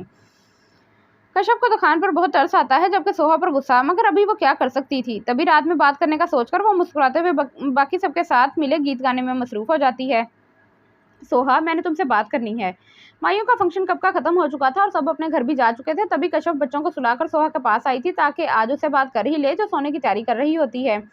जी भाभी आ जाएं, वो मुस्कुराती हुई कहती, बेड की तरफ इशारा करे खुद भी बैठ जाती है और कश्यप भी खामोशी उसके पास आकर बैठती है। सोहा जो मैं तुमसे पूछूंगी सच सच बताना, कश्यप उसे पहले ही कह देती है, जबकि सोहा उसकी बात पर नासमझी से उसे देखकर इस बात में सर हिलाती है। तुमने दखान को क्या कहा था? क्या मतलब? मतलब तुम अच्छी तरह जानती हो कि मैं क्या पूछ रही हूँ। दखान जब आया था इतना खुश था, और जब यहाँ से गया है तो कितना उदास था, और मैंने देखा था तुम उसे कुछ कह रही थी, तब वो सैड हो गया था। क्या कहा था तुमने उसे? बोलो। कश्यप पूछती है तो सोहा गौर से उसे देखती है, मगर कुछ कहती नहीं। भाभी मुझे नींद आ रही है, मुझे सोना है। वो बात को अनसुनी करे तकिया ठीक करती है। सोहा किसी की नींद हराम करके तुम कैसे सुकून से सो सकती हो? तुम्हें बिल्कुल फिक्र नहीं है कि दखान को तुम्हारी बात से कितनी तकलीफ हुई होगी। आज पता नहीं वो कैसे सो सकेगा। कश्यप को गुस्सा ही आ जाता है इस पर, मगर सोहा उसकी बात सुनकर चुप हो जाती है। तुम्हें पता है मैंने उसकी मोहब्बत कब देखी थी? जब डॉक्टर ने कहा कि सोहा नहीं रही। यकीन करो हमसे ज्यादा उसे दुख हुआ था। वो पागलों की तरह डॉक्टर से कह रहा था कि एक बार उसे और चेक करो, वो ठीक होगी, बस एक बार। वो बच्चों की तरह रो रहा था सिर्फ तुम्हारे लिए। वो तुम्हारे लिए सजदे से नहीं उठा था जब तक ये पता नहीं चला कि सोहा ठीक है। वो मस्जिद में सब लोगों के सामने बच्चों की तरह रोते हुए अल्लाह से तुम्हें मांग रहा था, और एक तुम हो। कश्यप के भी कहते कहते आंसू आ जाते हैं और सोहा हैरान सी उसे देखती है। उसे तो ये सब किसी ने नहीं बताया था, उसे तो बस ये बताया था कि खान ने तुम्हारे लिए बहुत दुआ की है, जब भी तुम सेहतयाब हुई हो। सोहा मत ठोकर मारो बार बार उसकी मोहब्बत को। खुश नसीब हो जो वो तुम्हारे लिए जान भी देने के लिए तैयार है। तुम्हारे चेहरे पर मुस्कुराहट देखने के लिए न जाने वो क्या क्या करता है। कश्यप आखिर में बेबसी कहती है और सोहा बस एक टीको से तकती रहती है। कश्यप की बातें उसे शर्मिंदा कर रही थी, वो नजर भी नहीं मिला पा रही थी उससे, बस नीचे मुंह किए अपने हाथ देखती है। गलती तो आदम की मिट्टी में मिला दी गई है। इंसान तो गुनाहों का पुतला है, जब अल्लाह माफ कर देता है अपने बंदों को तो तुम क्या चीज हो? तुम उसे एक मौका नहीं दे सकती? तुम खुद सोचो, तुम भी तो गुनाह कर रही हो अपने शोहर का बार बार दिल तोड़कर। तुम्हें पता है जो औरत अपने शोहर को नाराज करती है, तो जो हूर अल्लाह ने उस मर्द के नसीब में दी होती है, वो हूर इस औरत को बद्दुआ देती है कि ए औरत तू बर्बाद हो, तू अपने शोहर को खुश ना कर सकी। कश्यप की बातों से उसकी आंखों में आंसू आ जाते हैं। वो ठीक ही तो कह रही थी, वो भी तो गुनाह ही कर रही थी। भाभी जो उन्होंने किया वो आपको नहीं दिख रहा? वो अपने आंसू साफ किए कहती है। आखिर को खुद को कहा वो इतनी जल्दी गलत साबित कर सकती थी। हाँ देखा था, मगर उसने माफ़ी मांग ली है सोहा अपने हर गुनाह की, और जो माफ़ी मांगे शर्मिंदा हो तो माफ़ कर देना चाहिए। मुझे डर है सोहा, कहीं वो तुमसे माफ़ी मांगते मांगते कहीं तुमसे बदगुमान ना हो जाए। उसे बदगुमान होने से पहले माफ़ कर दो सोहा। माजी को भूलकर अपने आने वाले कल के बारे में सोचो। एक खूबसूरत ज़िंदगी तुम दोनों की मुंतज़िर है। कश्यप आखिर में उसका हाथ पकड़े प्यार से समझाती है, जिस पर सोहा नम आंखें उठाकर उसे देखती है। मेरी बात पर गौर करना, कश्यप उसे कहती वहां से चली जाती है, सोहा को हजार सोचों में अकेला छोड़कर। अब फैसला सोहा का था कि वो अपने लिए खूबसूरत जिंदगी चुनती है या फिर दखान की बदगुमानी। जिस दिन का सबको बेसब्री से इंतजार था वो दिन भी आ ही गया। आज दखान और सोहा की बारात थी, और बारात जानी तो दखान के लाहौर वाले बंगले से थी, मगर सोहा को पहला कदम शादी के बाद हवेली में रखना था, यानी सोहा को रुखसत होकर हवेली जाना था। दखान अपने कमरे में आईने के सामने शेरवानी पहने खड़ा तैयार हो रहा था, जबकि सोच उसकी सोहा के अल्फाज पर थी। वो कल रात से सोहा के कहे गए अल्फाज में ही अटका था। उसे कुछ समझ नहीं आ रही थी कि वो क्या करे, जबकि खुद को भी कोस रहा था कि क्यों उसने इतना बुरा किया। मगर अब उसने फैसला कर लिया था कि सोहा जैसा चाहेगी वैसा ही होगा। अगर वो चाहती है कि वो भी उसकी तरह जालिम हमसफर बन जाए, तो वो मुस्कुराते हुए उसके हर फैसले पर राजी होगा। कभी तो सोहा कभी सोहा भी तो उसकी तरह थी। अब बस जो कभी सोहा भी उसकी तरह थी, बस अब जो सोहा चाहेगी वही होगा। दखान खुद से फैसला लेता आईने में खुद को देखकर कुल्ला पहनता मुस्कुराता हुआ खुद को देखता है, जो सफेद शेरवानी पर लाल कुल्ला पहने किसी रियासत का शहजादा लग रहा था, मगर शहजादा उदास था, बहुत उदास। दखान जल्दी करो यार, देर हो रही है। आज दखान के कमरे में आता जैसे ही बोलता है तो उसे तैयार देखकर मुस्कुरा देता है, और दखान उसे देख मुस्कुराहट लिए उसकी तरफ मुंह करता है। कैसा लग रहा हूँ? माशाल्लाह, बहुत प्यारा लग रहा है, अल्लाह नजरे बद से बचाए। आहत दिल से कहता है तो दखान नफी में सर हिलाता उसके साथ कमरे से बाहर जाता है। ये मंजर है लाहौर के खूबसूरत हाल का, जहाँ से आज सोहा रुखसत होकर हमेशा के लिए अपने पिया देश जाने वाली थी, अपने माँ बाप बहन भाइयों से दूर, वहाँ जहाँ सब गैर थे। मगर यही दस्तूर है, लड़की को एक ना एक दिन अपना घर छोड़ना पड़ता है। सोहा भी हाल के ब्राइडल रूम में बैठी यही सोच रही थी। वो भी आज नजर लग जाने की हद तक हसीन लग रही थी। लाल जुड़े में बालों का जूड़ा बनाए, नाक में बारीक सी गोल नथ पहने, कोई और ही जहाँ से आई हुई शहजादी लग रही थी। चलो सोहा, बारात आ गई है, कश्यप आकर उसे कहती है तो वो नजर उठाकर उसे देखती है, जो उसे संजीदगी से देख रही थी। आ जाओ। सोहा के इस बात में सर हिलाने पर कश्यप उसे लिए बाहर की तरफ जाती है। वो देख, सोहा आ गई। दखान जो हालिम से बात करने में मसरूफ होता है, आहत सोहा को आते देखकर उसे कंधा मारता है, जिस पर दखान सोहा को एक नजर देखकर नजरें नीची कर लेता है। दखान, चलो सोहा का हाथ पकड़ के ऊपर लाओ। रुखसान सोहा को करीब आते देख दखान से कहती है, जिस पर वो नजर उठाकर उन्हें देखे मुस्कुराता हुआ उठकर आगे खड़ा होता है, और सोहा के करीब आने पर अपना हाथ सोहा के आगे करता है, जिस पर सोहा उसे एक नजर देखकर उसका हाथ थाम लेती है, और हाथ थामते ही दखान उसे सहारा दिए ऊपर लाता है। माशाल्लाह, चांद सूरज की जोड़ी लग रही है, दादी दोनों की बुलाएं लेते हुए कहती है, तो दोनों ही मुस्कुरा देते हैं। तो फाइनली आयदा खान दुरानी अपनी दुल्हन को ही लेकर जाएगा। जमीश दोनों के पास बैठकर थोड़ी शरारत से कहती है, तो सोहा उसे देखकर मुस्कुरा देती है, जबकि दखान बगैर मुस्कुराए दूसरी तरफ मुंह कर लेता है, जिसे सोहा फौरन नोट करती है। मुझे डर है सोहा, कहीं वो तुमसे माफ़ी मांगते मांगते कहीं तुमसे बदगुमान ना हो जाए। उसे बदगुमान होने से पहले माफ़ कर दो सोहा। सोहा को कश्यप की बातें याद आते ही बेचैनी सी होने लगती है, मगर फिर वो खुद को संभाल कर सामने रोहान को देखे मुस्कुराती है, जो उसे ही देख रहा होता है। चलो दखान, अपने जूते उतारो, वरना मुझे ज़बरदस्ती करनी पड़ेगी। कश्यप उसके सामने आकर रोब से कहती है, जिस पर दखान उसे गौर से देखता है। अब सोहा की वजह से वो उदास था, मगर सबके सामने तो खुश होना था ना। उसने तभी वो कश्यप की बात पर मुस्कुरा देता है, जिसकी मुस्कुराहट से सोहा भी मुतमईन होती है। नहीं नहीं, अगर हिम्मत है तो उतार कर दिखाओ। आहत नफी में सर हिलाता है। तुम चुप रहो, चलो दखान उतारो। कश्यप आहत को चुप करा के कहती है। उसके सामने बैठी तो सफ़ा भी अपनी माँ के साथ बैठती है। अरे, आप पाँव क्यों पकड़ रही हैं? मैं वैसे ही दे देता हूँ, ऐसा ना करें, मुझे शर्मिंदगी हो रही है। दखान उसे देख शरारत से कहता है, मैं पाँव नहीं पकड़ रही, मैं तो बस। वो कहती फौरन उसके पाँव से गुस्सा उतार लेती है। ये जूता लेने बैठी थी, खैर मुझे अब मिल गया है। कश्यप कहती जूता लिए खड़ी होती है, और दखान अपने एक खाली पाँव को हैरत से देखता है। यार ऐसा ना करो, मैं बगैर जूतों के दुल्हन को ले जाता अच्छा नहीं लगूंगा। दखान मासूमियत से कहता है, तो सोहा नीचे मुंह किए मुस्कुराती है, जबकि कश्यप उसे मसनूई गुस्से से देखती है। दखान, शराफत से मुझे मेरा नेक दो, वरना जाना बगैर जूतों के, और बेफिक्र हो जाओ, हमारी दुल्हन को कोई प्रॉब्लम नहीं होगी। कश्यप कहती है, तो दखान सोहा की तरफ देखता है, जो मुस्कुरा रही होती है, जिसे देख के दखान भी मुस्कुरा देता है। सोहा को बाद में देखना, पहले नेक दे दो। कश्यप कहती है, तो सबका ही कहकहा उठता है, जिस पर दखान नफी में सर हिलाता जेब से पैसे निकालता है। कितने चाहिए? 50,000। कश्यप कहती है, तो दखान कोई भी बहस किए बगैर उसे पैसे दे देता है, जिस पर वो खुश होती दखान का गुस्सा उसे वापस कर देती है। इस तरह वक्त का पता ही नहीं चलता। रस्म वगैरह के बाद अब वक्त आ गया था रुखसती का, जिसके लिए सोहा को खड़ा किए बड़ी सी चादर पहना रहे थे, और फिर सब बारी बारी मिलकर अपनी आंखों को नम करते उससे दूर हो रहे थे। सोहा, मेरी बातों पर गौर करना। आखिर में कश्यप उससे गले मिलते हुए कान में कहती है, जिस पर सोहा उसकी बात सुन लेती है, मगर कोई जवाब नहीं देती। आ जाओ बेटा। रुखसाना और कश्यप सोहा का लहंगा पकड़े उसे स्टेज से नीचे उतारती हैं, जबकि दखान आगे आगे चलता है, और रोहान सोहा के सर पर कुरान पाक का साया किए उसके पीछे। यूं सोहा आज सबकी दुआओं और कुरान पाक के साए में रुखसत हो ही गई थी, जबकि रोहान, गफ्फार, कश्यप वगैरह जब तक हाल के बाहर खड़े रहते हैं, जब तक कि सोहा की गाड़ी उनकी आंखों से ओझल नहीं हो जाती। अल्लाह मेरी बहन को खुश रखे। रोहान दूर से गाड़ी को देख के अपनी आंखों की नमी को छुपाता कहता है तो सब एक जुबान होकर आमीन कहते हैं। बारात को हवेली पहुंचे कुछ ही देर हुई थी और आते ही सब लड़कियों ने दखान को घेर लिया था, जबकि दादी के हुक्म से सोहा को कमरे में बिठा देते हैं। दखान रास्ता रुकाई के पैसे देकर जान छुड़वाता आखिरकार अपने कमरे में आ ही जाता है, जहां सोहा फूलों से सजी सेज पर लहंगा फैलाकर बैठी उसी का इंतजार कर रही थी, लेकिन उसने घूंघट नहीं डाला था। बस अपने हाथ पर लगी मेहंदी को गौर से देख रही थी, जबकि दखान उसे देखकर अपनी शेरवानी उतारता वॉशरूम चला जाता है। और सोहा दरवाजा बंद होने की आवाज़ पर जब देखती है तो उसे बहुत हैरत होती है, जबकि उसे अपने कहे गए अल्फाज पर बहुत पछतावा होता है। उसे कश्यप की बातें समझ आ गई थी। उसने फैसला कर लिया था कि दखान को एक मौका देगी, जबकि दखान उसके पास आकर बैठेगा तब वो कह देगी कि दखान मैंने तुम्हें माफ़ किया। मगर यहाँ तो दखान उसके पास क्या ही बैठता, वो उसे सलाम भी किए बगैर वॉशरूम चला गया। तकरीबन 5 मिनट बाद दखान नाइट ड्रेस में बाहर आता है तो सोहा अब भी वैसे ही बैठी किसी गहरी सोच में गुम थी, जबकि दखान को समझ नहीं आती कि अगर वो ड्रामा कर रही है तो ऐसे क्यों बैठी, जबकि यहाँ उन दोनों के अलावा और है ही कौन। दखान उसे देखता सोचता हुआ बेड की साइड दराज से सिगरेट का पैकेट और लाइटर निकालता एक नज़र उसे देखकर बालकोनी में चला जाता है, जबकि सोहा मुंह खोले उसे हैरत से जाता देखती है।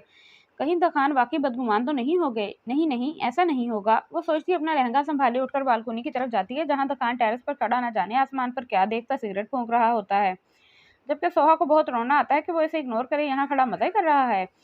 वो कुछ देर खड़ी उसे देखती रहती है और फिर अंदर आकर बेड पर बैठते रोते हुए अपनी चूड़ियां उतार कर नीचे फेंकती है। नीचे गिरते ही चूड़ियां कुछ टूट जाती हैं तो कुछ चटक कर बिखर जाती हैं, जबकि वह इन पर ध्यान दिए बगैर अपने कान से झुमके और फिर बारी बारी सारी ज्वेलरी उतार कर दुपट्टा भी सर से उतार कर नीचे फेंकती मुंह पर हाथ रख के रोने लगती है।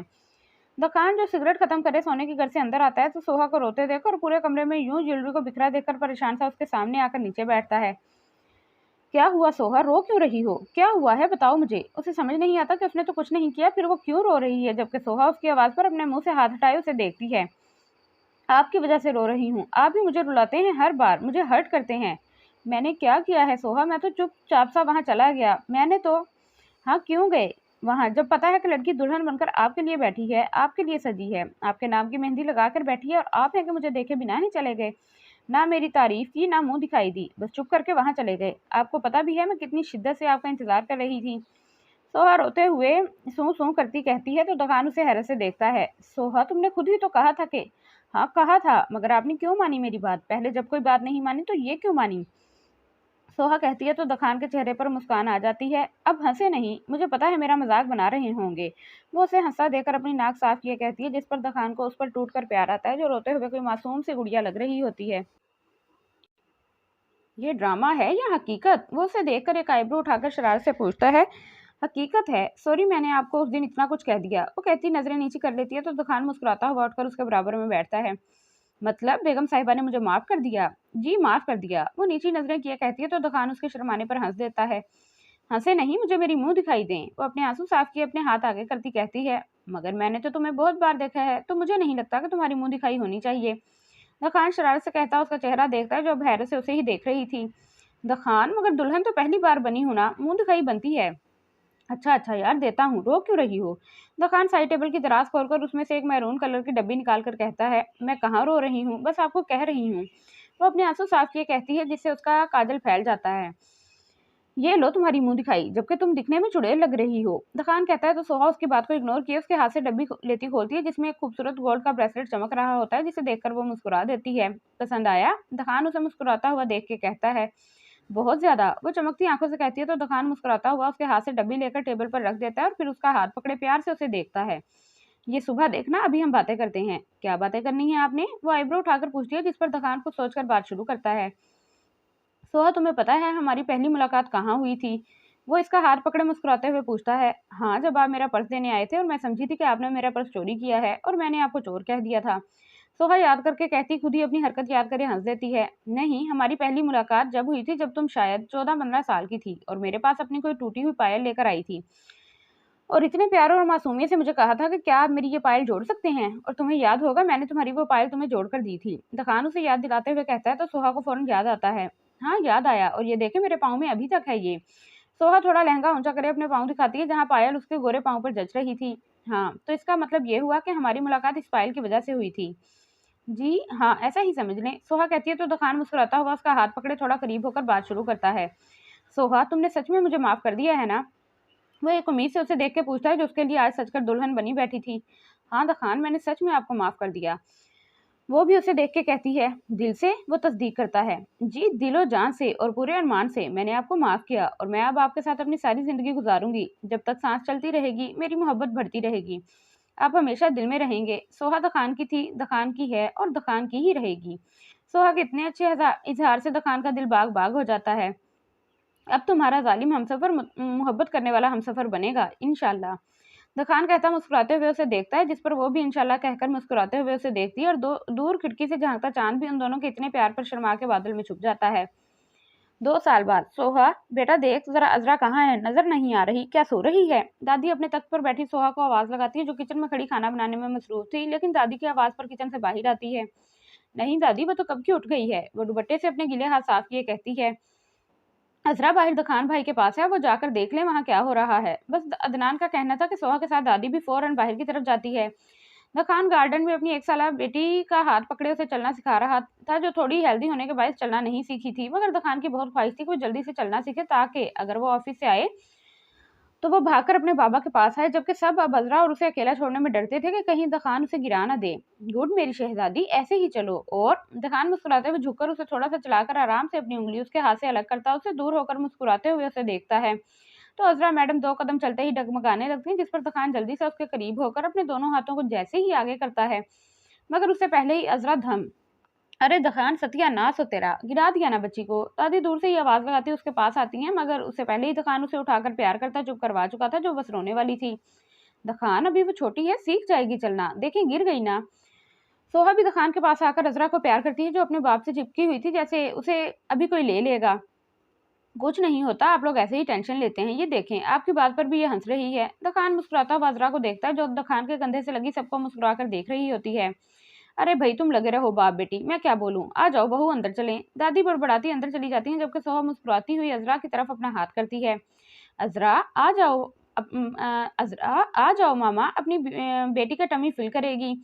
सोहा की बात सुनते ही वो पीछे मुंह कर लेती है, जिस पर दखान हंस देता है और सोहा का मुंह बन जाता है।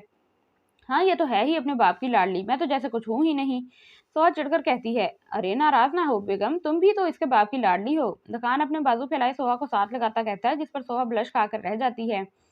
दखान, शर्म कर लें, बेटी भी आपकी बातें सुनती है। सोहा फौरन उसे पीछे होती है। शहजादी मामा बाबा की बातें सुनती है, चलो पीछे मुंह करे लेट जाओ।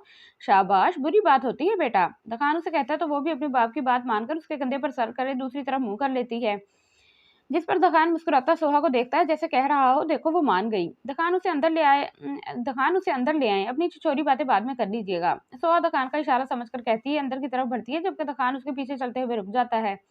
अच्छा तुम चलो, हम जरा थोड़ी सी प्रैक्टिस करके आते हैं। क्यों शहजादी? दखान अजरा को गोद से उतारकर दोबारा उसका हाथ पकड़े झुककर उसे चलाता है, जबकि सोहा जो जा रही होती है दखान की बात पर जैसे मुड़ती है, तो दखान को अजरा का हाथ पकड़े चलाता देख अपने माथे पर हाथ मारे उसके पास जाकर अजरा को गोद में लिए अंदर की तरफ जाती है। सोहा तुम अच्छा नहीं कर रही, हम बाप बेटी के बीच आते हुए, तुम्हें इसकी कीमत चुकानी होगी। दखान उसके पीछे जाते हुए धमकी देता है, जिस पर सोहा उसे मुड़कर देखती मुस्कुराती हुई नफी में सर हिलाकर जल्दी से अजरा को लिए अंदर बढ़ती है, जबकि अनवर बाहर से आते हुए इस मंजर को देखकर मुस्कुरा देते हैं और दुआ करते हैं कि अल्लाह हमेशा इन दोनों को साथ रखें, आमीन। वो दिल में कहते मुस्कुराते हुए अंदर दाखिल होते हैं, जहां दखान अब भी अजरा को सोहा की गोद से जबरदस्ती लेने में लगा होता है।